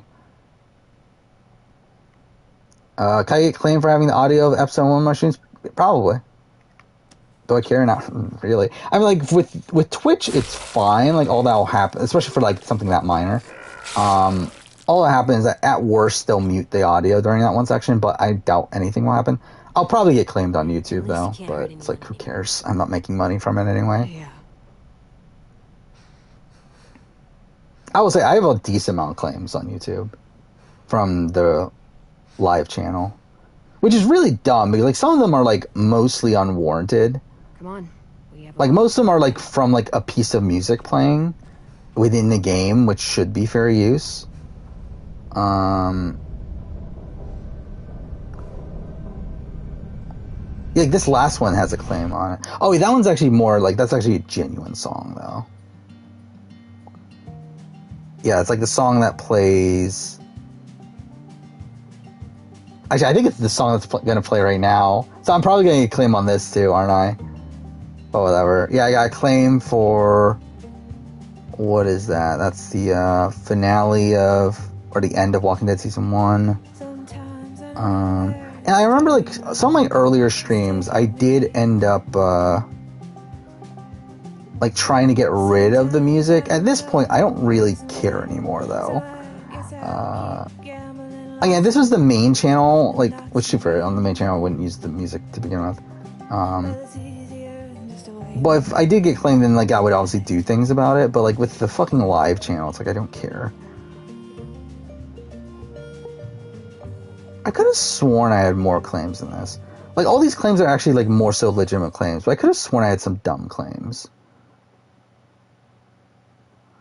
Oh, fucking Valhalla, the Survivor 42 finale, or Survivor 41 finale stream, that one has claims from just, like, regular music in Valhalla, which is really dumb. Oh, yeah, even despite fucking Life is Strange True Colors being on streamer mode, I still got claimed on some music. It's like, it's fucking dumb. We'll look for a way to sneak on board. Yeah, if 10 doesn't fuck it up this time. No, I actually don't fully recognize that song. Like, I don't know if I've heard that exact song. Like, it feels similar to the music that you would hear in, like, the 34 to 40 range of seasons. Where I feel like Game Changers, like, kind of had a change in the music style, and, like, it fits within that range of seasons, but I don't know exactly what song that is. You see anything? The beach. Someone's saying Wrecking Ball for a video got copyright strike. They sing it themselves? If that's the case, then that's not right. Okay. Let's spread out and focus where that's technically fair use. If they use, like, Wrecking Ball, then that makes more sense. When I say the Blood versus Water cast is unlikable, I would say a lot of them are. Like, I don't particularly like that cast, so that's something. You ever seen this boat before? No. Marlon kept us confined to the safe Imagine Marianne's reaction when Jeff says they're reading the vote, the final votes at Tribal. leading up to the boat? I'm sure Marianne, if she makes the final Tribal, she should be really fun. See what else is down there. I'm sure she's going to be like the, kind of like what Tony was in Winners at War, where he's really like playing it up to The pier has plenty of cover on it. If we're careful, we can sneak in to undetected. the jury. Saying it themselves, and yeah, that's kind of bullshit. More problematic, Todrick or Big D? Probably Todrick. I can see an entrance. I saw that too. It looks like there's a door at the other end. There's a small opening at the top of those closed doorways. AJ and This I want to deal with song. those. Oh, was these when Jenny was voted out? Let's see. 220?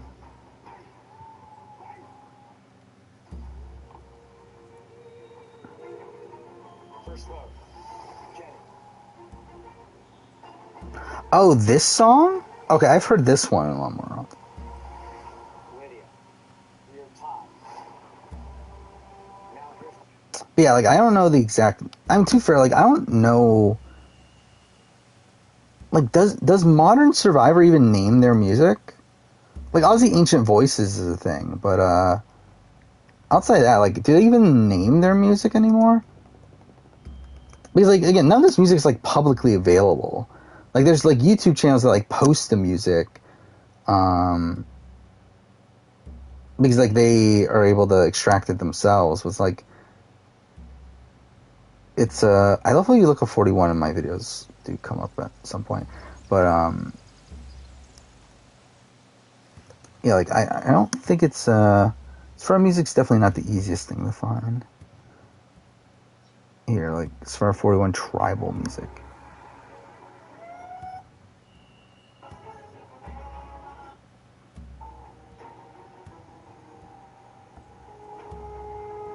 It's not quite the same.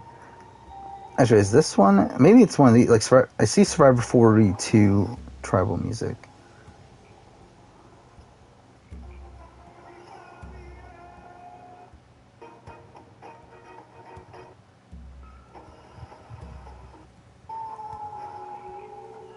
Is this the one? I can't even tell. Whatever. What am I doing here? I don't see any obvious place to keep prisoners. They're probably Dre is American, dead. but she's living in Canada. She Yeah. asked Abel. She's living in Quebec, right? When he said on a boat, I didn't think it'd be... Where's Sandra on the Heroes Villains player ranking? And what, below? I don't know, actually. I've never actually properly thought about it. I would say probably like around 5, maybe. It's tough to really gauge, like, because it's like with people like JT and Amanda, it's like There's no good like, cover where do you for like someone like JT, like, he makes obviously the colossal mistake of giving Russell the idol. But if he didn't, and the heroes had gotten through the merge round with the numbers, JT probably wins the game. Like, he's very likely to win the game at that If we could point. get walkers on the beach somehow. Maybe. So I think that's like one that would be tough to gauge. Obviously, Amanda, someone that, like, outside of JT would have the second highest chance of winning the game. I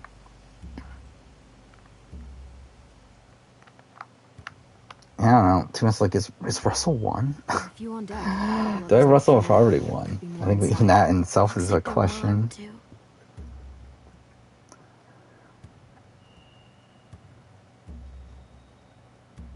Wait, I see Lewis. Abel was Yeah, JT played like a very, like, I think JT played a pretty strong game up until the point that he gives Russell his idol.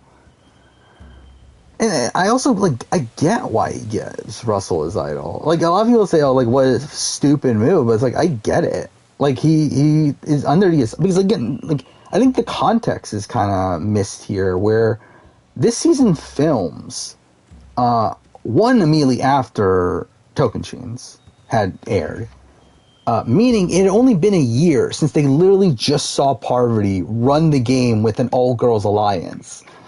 And when they're seeing all the guys go home from the villains tribe, on a tribe with Parvati, like, it makes sense that they would assume that, oh, the same thing is happening again. Anything useful? Looks like Yeah, I do have Russell higher in runner-up ranking. However, I think that's like a bit of a different ranking, where like the runner-up ranking and like those sort of rankings are like more so rankings of like how much control they had over the game, where I feel like the player ranking would definitely put a lot more weight into like, could they have won the game, and like like their overall potential to win the game, which like I don't know, it's like, how much do you knock Parvati, like in terms of like, Parvati probably only wins in the Russell Danielle Parvati final 3. That's probably the only scenario she wins. I think she loses every other scenario. But it's like, she at least has a winning scenario where like Russell doesn't have one. But is also like in a position where she needs to win a couple competitions. Like, she needs to win. I mean, I don't know if she needs to win Final 5 immunity. But it's like, if Colby does win, then she's going home. Final 4, like, she gets through it, but like, not due to anything she actually does. More so due to Russell thinking that Jerry is going to vote for him in the jury. And actually, she fails at getting what she wants. She wants to vote out Sandra. Let me see.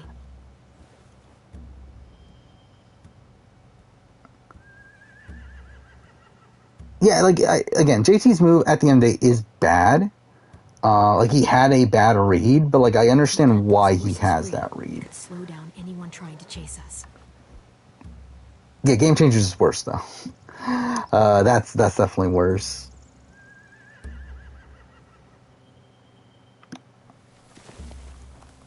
I feel the Mass Effect leak. In terms of what, like, I mean, I saw the like, what is the leak exactly? I haven't like followed it too much, but like, I did see that they are saying Shepard's back, right? Is that the leak that we're talking about? Where, yeah, like it mentioned, while Shepard and survivors are left to pick up the pieces. They've got guards posted on the pier. It's like it's inferring that Shepard is actually back, which would be very interesting. Kind of goes against the the other rumors that we heard from earlier, though, where it did seem like we're gonna. I guess that doesn't necessarily mean that we're playing as Shepard, but it would feel weird if Shepard's in the game and we're not playing as Shepard. If you're going to steal from the rafts, you have to do it carefully. Wouldn't do it any other way. The fire will lure the raiders away from the boat, and we can sneak across the pier. Could Russell have won a Final 2 with Danielle? Final 2 with Danielle? You remember that guy I told you about? I don't think so. I think it's tough. He sent in walkers but yeah, Jerry wins Russell Parvati Jerry, but Sandra wins Russell Jerry Sandra. If we lead a big enough group of them onto the beach, we can. So it's like Jerry was a bigger jury threat than Russell and Parvati, but not more than Sandra. Perfect. I mean, like, people did look at Danielle as like the minion of Russell and Parvati, but I think at the end of the day, they were just like very anti-Russell. I mean, really, they were anti-Russell and Parvati, but like not enough to where like I don't think Parvati would win in that scenario of the final 3. But I think in the final 2, I think they're anti-Russell enough to where Danielle would win. But I think Parvati versus Russell is a bit more interesting, because I think in that scenario, Russell would get the votes of like JT and Amanda. But it's like still Parvati would still win though. What do you think of Cynthia? I didn't really get much from Cynthia. She was fine. I mean, it very much felt like she was getting like the same edit that like Leah, I forgot her name now. How you pronounce her name? But the first boot from Ulcers 2. Seemed like she got a similar edit to that. There's 8. Clementine, wait. Fuck, Mary, kill Parvati, Candace, Amanda. It's Minnie.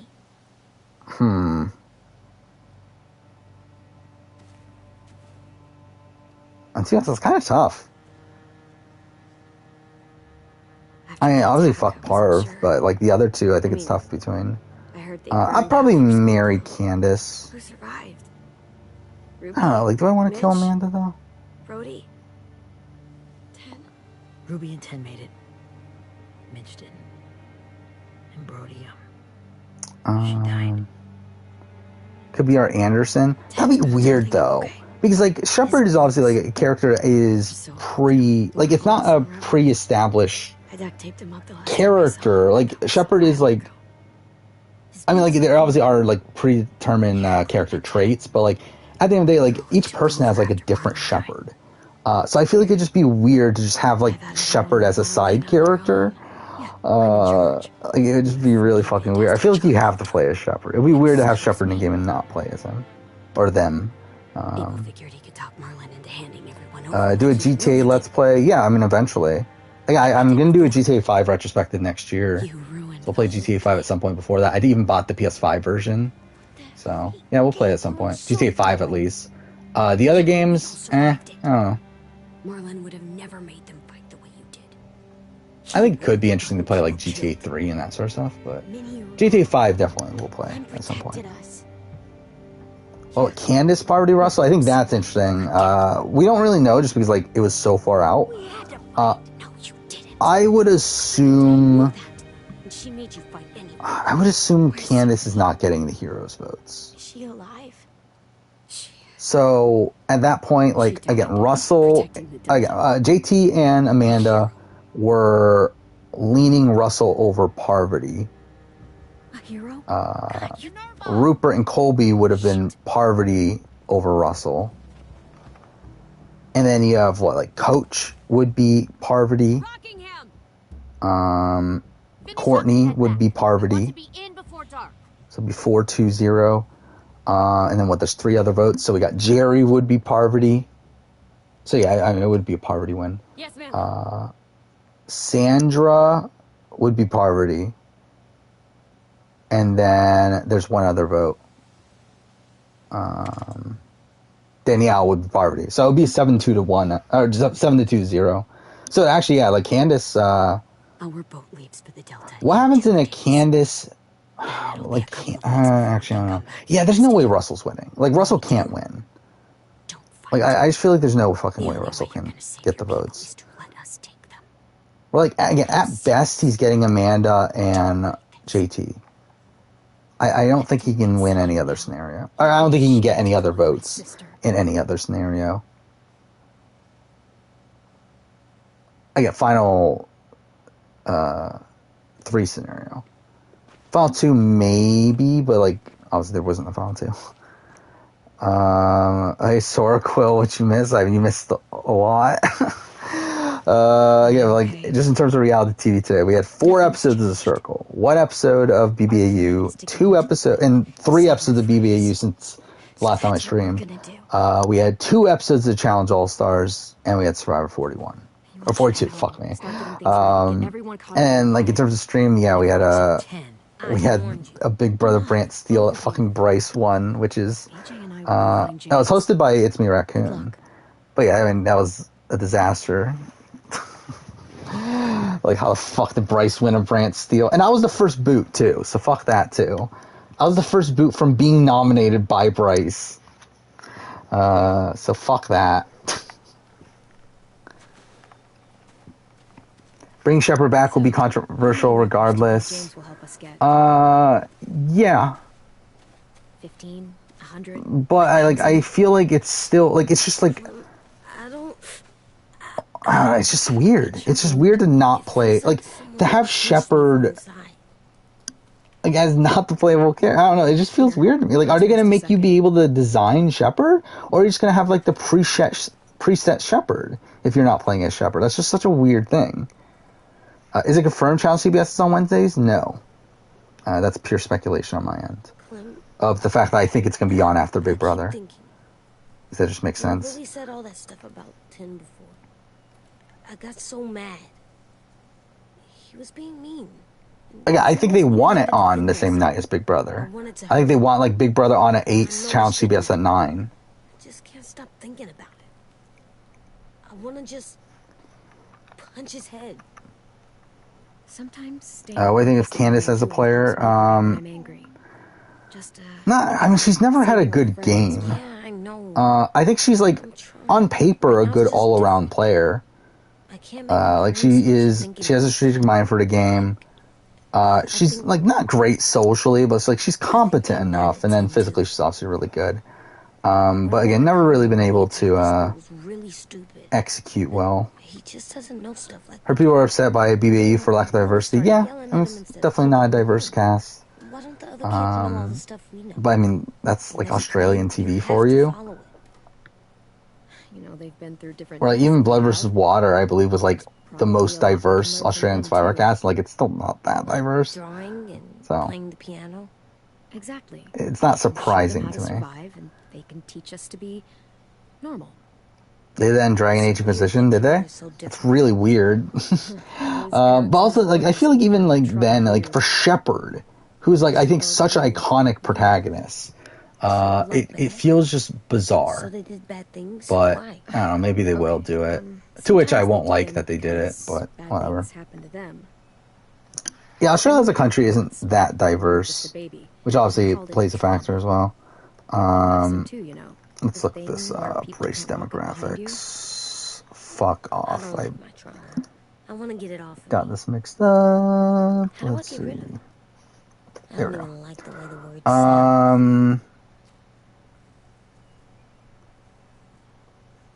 I mean, like, okay, this is just not helpful. really suck? Like when it says like people are Australian. I don't know. I like Tim the most. Yeah, this isn't super helpful. Even if he does dumb. Well, like 36% English, 33% Australian, but like, so they're all white, right? Like, are they saying Australian as in indigenous? I don't think so, right? They're just talking about Australian as in like having been raised on. I don't fucking know. Well, either way, I assume it's not that diverse. Who would have higher on a Tokujin's player ranking, JT or Steven? JT. I would have voted for Steven, but on a player ranking, I am taking into account the fact that JT would win against anybody and would win near unanimously against anybody. While Steven, to be fair, Steven wins against anybody but JT more than likely. But it's still like, I think the fact that JT is able to win against anybody would make me put JT above Steven on a player ranking. But again, in terms of who would I vote for, I'm not factoring that in. By the way, I feel like that's something people misunderstand about who would I, like when I did the who would I vote for videos and that sort of thing. That, like, obviously this is not taking into account the rest of the jury's opinions. Like, if I'm on the jury of Samoa, and I know that, like, okay, the jury's bitter at Russell, that doesn't mean that I'm going to be, like, that doesn't mean that I'm taking that into account in how I'm voting. Where I don't give a shit what the other jurors think. Like, I'm literally voting based on what I think of these players. Inside my bag. And, like, it's like, obviously you can say, okay, this person had bad jury management or whatever, but, like, to me then in this situation it wouldn't be bad jury management. The walkers, if you distract them, I can sneak over and find my mask. And like the only points where it's like actually change is in situations where like my vote would actually matter in other cases where like again like Gabon is a situation where like I would technically vote for Sugar ideally, but because Sugar had no chance at winning and it was a close vote between Bob and Susie, then at that point I would probably vote for Susie. And the same thing with Russell and Here's His Villains, where like technically I would vote for Russell. But because Russell can't win, then I would go for Parvati.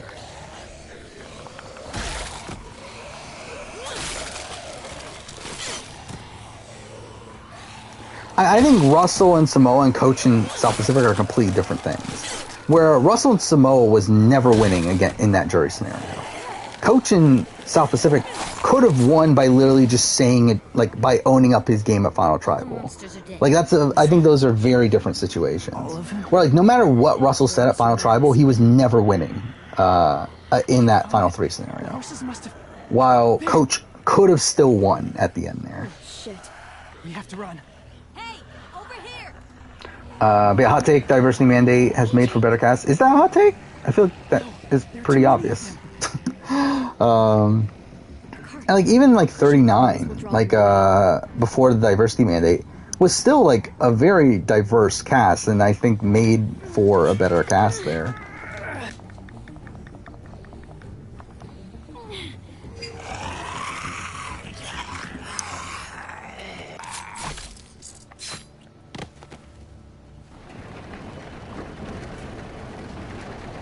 Yeah, like Survivor. I mean, like I think Marianne is someone that could definitely be cast even before a diversity mandate. But I think Romeo is for sure someone that would not have been cast. Like Romeo still to me feels like such a bizarre casting choice for Survivor. AJ, are you okay? Yeah, no bites. Yeah, like 39 I think was like around 40% POC, something like that. Them. It's like it didn't hit the 50-50, but was still like a mostly diverse cast. Like definitely like one of the more diverse casts that wasn't under the mandate or under Cook Island. Me get this back. Like esque casting rules, whatever. Essentially, Cook Islands or Fiji. Held captive on a boat not too far from here. We can't sneak on board without cover. I think Marianne's a unicorn if she wins, like in a Tony way. I want to use walkers to hide, to sneak on board their ship.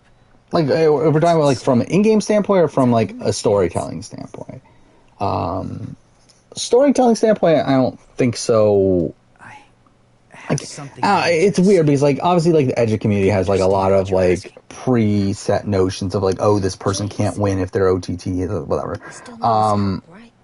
But I think like the story of Marianne is one that's like not that unique.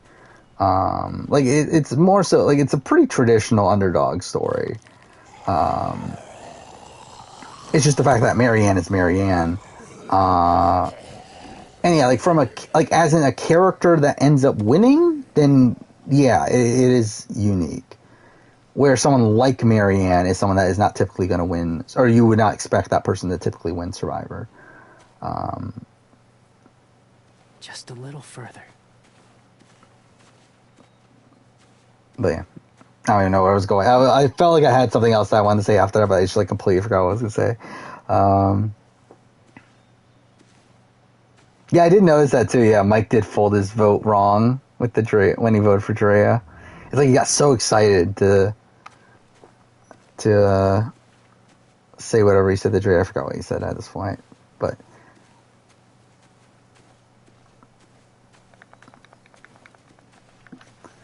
my people, my former people. Why am I shocked a guy like Romeo is on Survivor again? Like this, like skinny, like. Like not like it's like I guess in a way he is kind of similar to like a Ryan Ulrich, I guess, but then like Zach is essentially the Ryan Ulrich, right? Like I feel like Romeo is like kind of like the Ryan Ulrich is already like a very unlikely person to be on Survivor, but then like adding that in with like POC, I got LGBT, like pageant coach, it's like all these things like mixed together that don't seem like the type of person that would typically be on your like standard Survivor cast. Like Romeo, like again to me, like does not scream out to me as like a typical casting choice for Survivor. Something in between. Yeah, Ryan's personality is very different. That's why I think Ryan and Zach are more similar. I was more so talking about like body type. Few of us die anymore. We turn. Not dead. Dalton Johnson, he's fine.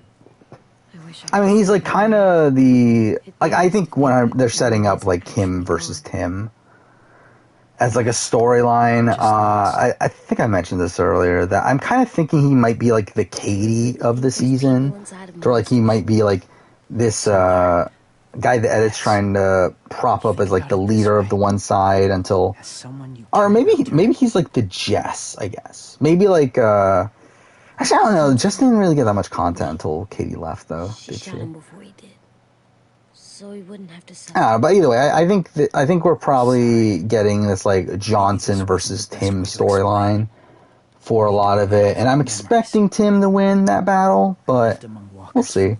Johnson's getting a decent amount of screen time, though. He is getting the most amount of screen time for a newbie, and I believe until his last episode was #1 DR wise.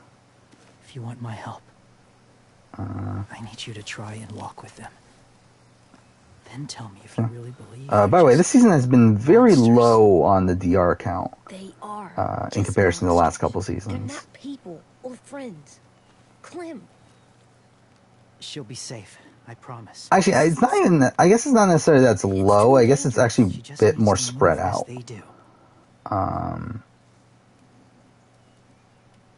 Where last season, actually no, it is low. Now I'm looking at it, it is low.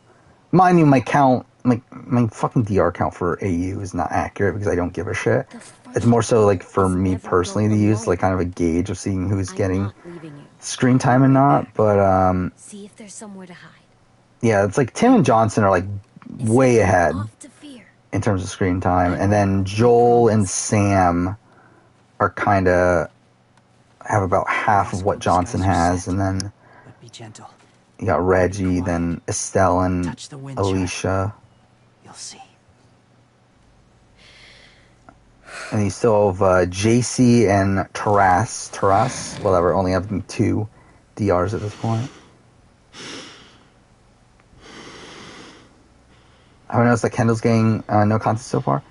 Is she last in Confessionals? I haven't paid attention. Did everyone get content in All-Stars? I didn't pay attention, but...